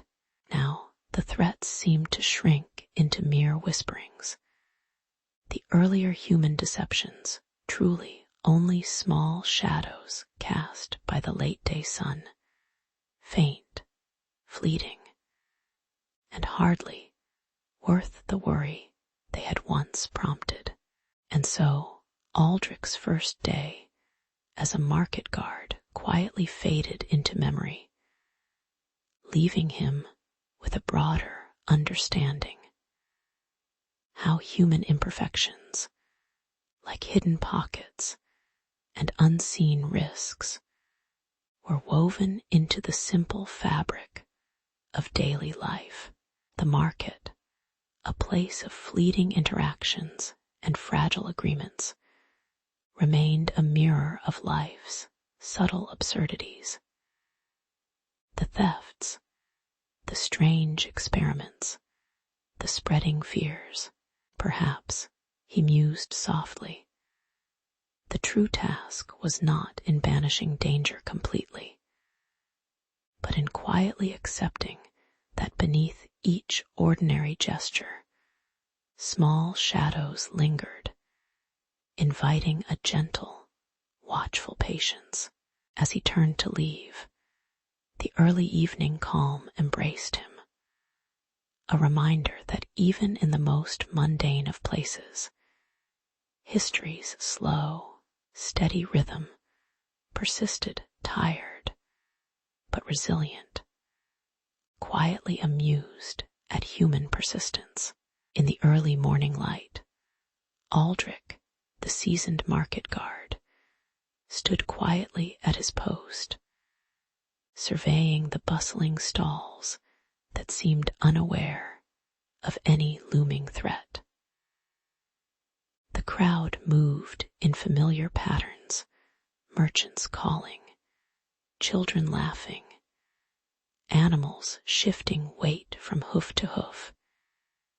Yet a subtle heaviness hung in the air, as if pondering some unspoken concern. Word had come of a potential crisis, but no one was in a rush to prepare. Life in the market was slow, deliberate, familiar with its quiet routines. Aldrich felt the slight chill of dawn on his cheeks, a reminder that even ordinary days carried their own weight of expectancy. As the sun hovered below the horizon, the world seemed neither here nor there, just waiting for its usual rhythm to resume. As midday approached, troubling news reached Aldrich, merchants whispering anxiously, a messenger breathless with a warning about a band of mercenaries, supposedly hired by a rival lord, planning to seize the tax chest stored nearby. The tension in the marketplace grew thicker. Faces that had been relaxed now seemed cautious, eyes darting for unseen dangers. Aldrich's hands tightened around the wooden stool he leaned on, the weight of responsibility settling in alongside his worn armor. He puzzled over the coded message they'd received, a sequence of numbers and symbols that made little sense, yet felt ominous in its silence. The threat struck in the calm hours before the market's close, revealing just how fragile peace could be when human ambitions stirred chaos from the shadows. In an ironic twist, Aldrich soon learned that the warning might not have been entirely straightforward. Some merchants murmured that someone had possibly fabricated the threat, perhaps to stir fear or to cover a different secret. Rumors clashed softly with one another, like ripples on a still pond, and the trusted clerk, who often brought news and bookkeeping, suddenly appeared overly nervous, eyes darting, fingers trembling over the ledgers. It was difficult to tell if the betrayal was real or simply human error, but the suspicion lingered like stale air. Aldrich watched as the clerk's face blurred slightly in his mind, a face painted with uncertainty and guilt, blended into the shadows cast by flickering lantern light. For all their careful planning, human honesty remained as fragile as the fragile glow on a candle's tip, flickering uncertainly amid the darkness. Eventually, calm returned, though it felt more like a pause between storms than genuine peace. The merchants' voices faded into a quieter hum, and the threat seemed to retreat into the background like a shadow receding in the sunset. Aldrich took a deep breath, feeling the familiar roughness of his leather gloves, and glanced around at the subdued market stalls.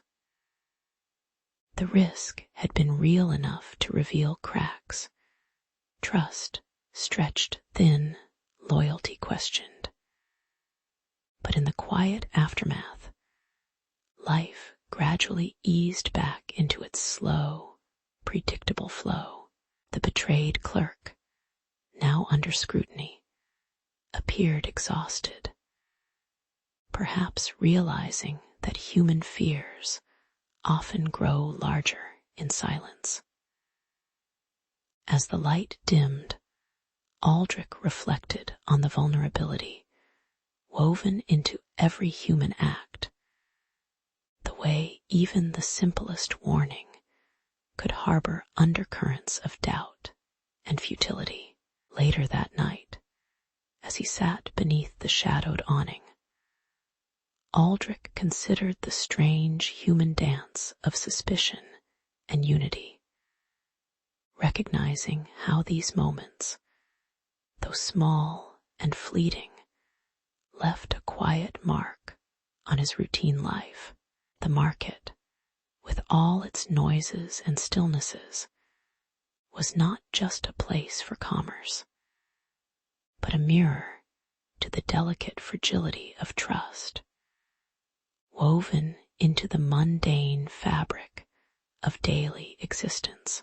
The threat had faded, but the lessons endured, how human beings, with all their flawed honesty, persist in facing chaos with cautious patience.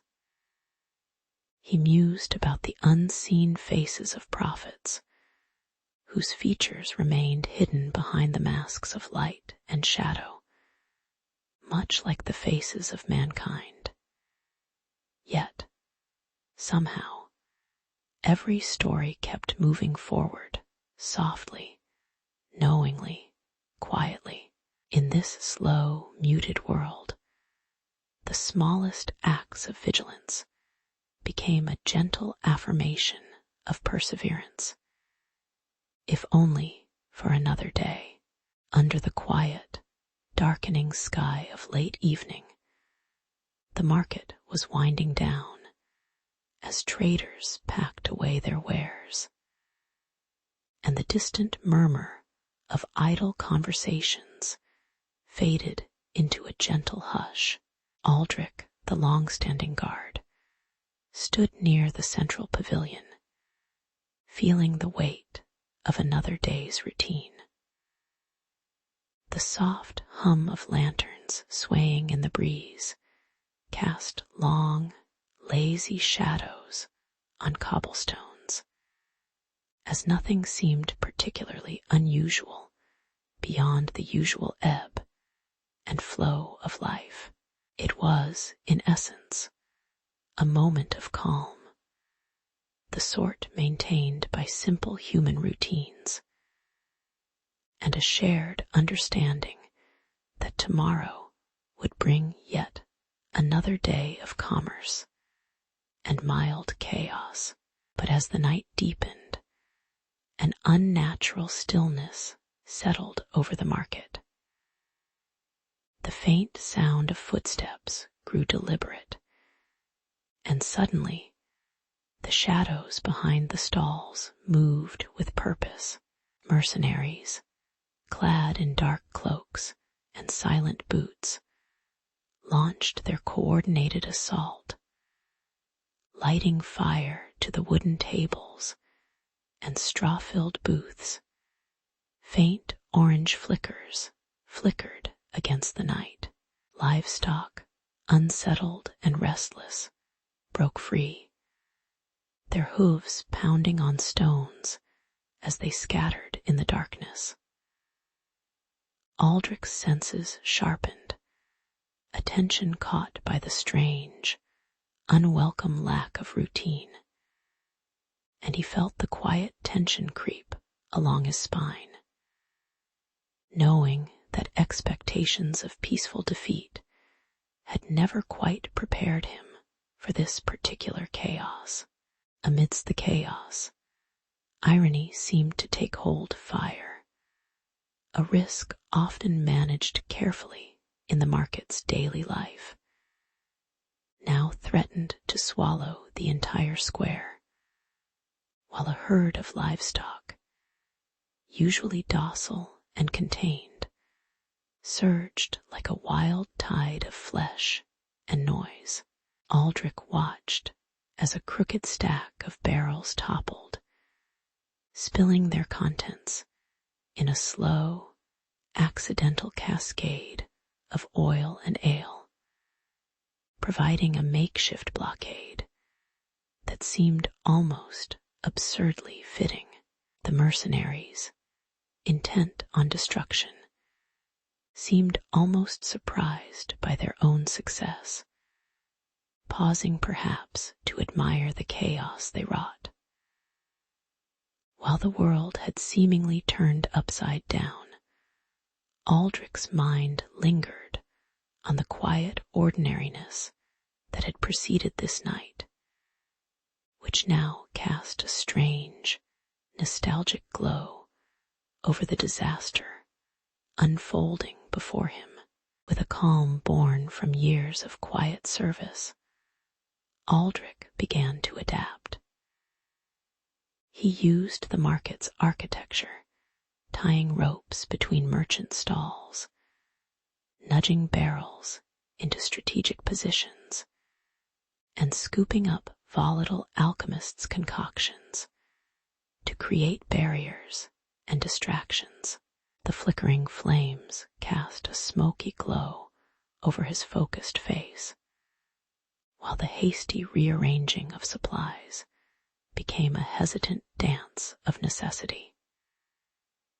Even amidst the danger, there was a strange comfort in the familiarity of these makeshift defenses, as if human ingenuity found small solace in these modest acts of resistance.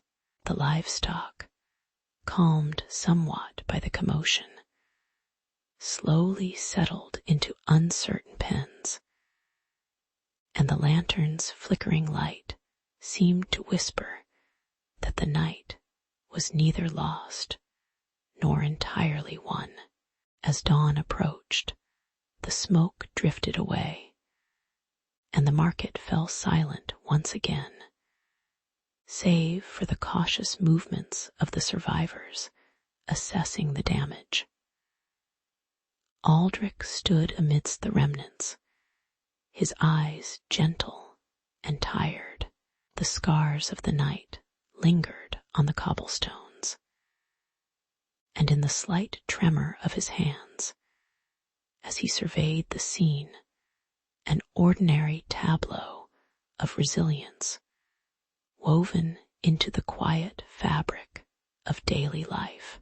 In that stillness, he reflected on human imperfection and the ironic truth that, despite chaos and danger, it was often the simplest tools, barrels, torn ropes, and a calm mind that held the greatest power to restore order, if only for a little while. The marketplace stretched out at dawn, quiet with the faint hum of distant carts and the rustling of cloth. Aldrich, sitting on a worn bench, watched the slowly gathering crowd, his armor dull but steady. The recent chaos had faded into the background hum of daily life. Yet beneath the surface lay an awareness that peace was fragile, resting on the thin line between order and chaos. As the sun climbed, the remnants of the night's scuffle a fallen banner, A cracked purse reminded everyone that trouble could emerge anew at any moment. Still, for now, the market breathed steadily, as if nothing had happened, and Aldrich's eyes remained watchful but calm, embodying patience more than resolve. Later, as the last of the traders set their stalls, whispers of the attack still lingered in the air, carried on the cool breeze. Aldrich stood in the center, shoulders squared, negotiating reparations with a hesitant merchant whose hand trembled when offering silver coins. The townsfolk, quietly observing, appreciated the careful diplomacy that avoided escalation. It was a small victory in a world so often dominated by noise and haste. By establishing a new watch schedule, more frequent patrols, and longer shifts, Aldrich subtly reminded everyone that safety was a shared effort, not a gift kindly given. The sun had warmed the cobblestones enough to soften the sharp edges of the morning's tension, leaving a sense of cautious optimism drifting among the gathered crowd. As days passed, irony quietly settled over the effort. The very danger that threatened the market's peace had also, in strange ways, fortified the community.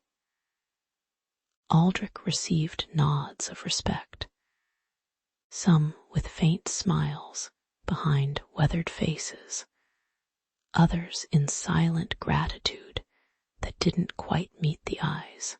The townsfolk went about their routines, stocking their stalls, repairing torn fabrics, chatting softly about mundane matters, embodying a kind of sleepy resilience. Meanwhile, the blurred faces of those unseen, the shadowed figures behind the attack, seemed almost forgotten in the gentle rhythm of everyday existence. The incident had not changed everything, only reinforced that vigilance was a quiet, ongoing act, one that extended beyond the crowd into the far quieter corners of small-town life. Under the waning light, Aldrich sat on a low stone step, hands resting on his knees as he watched the quiet marketplace settle into its usual rhythm.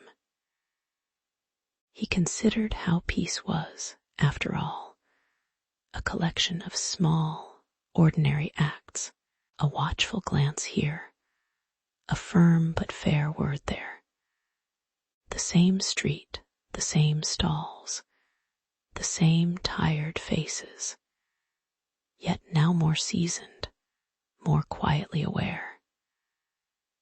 The chaos of the night had become a story retold in subdued tones, a dull ache in the collective memory that didn't quite fade.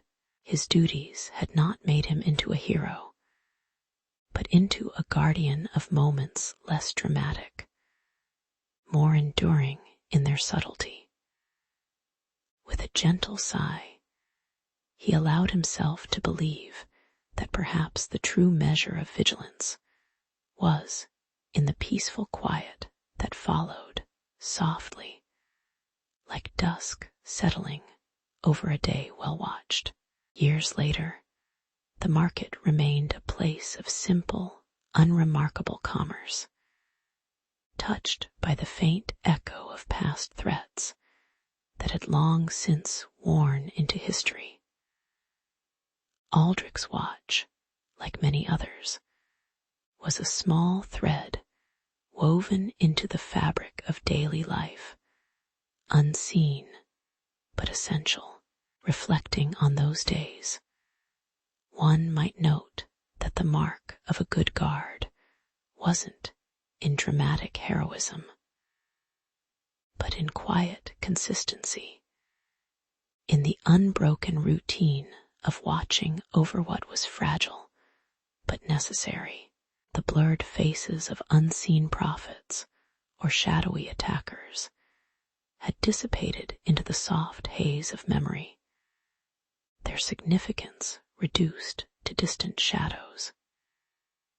Here, in this slow, sleepy town, peace was less an achievement and more the steady, unglamorous result of steadfast vigilance, an ordinary miracle born from the simple act of watching, day after day.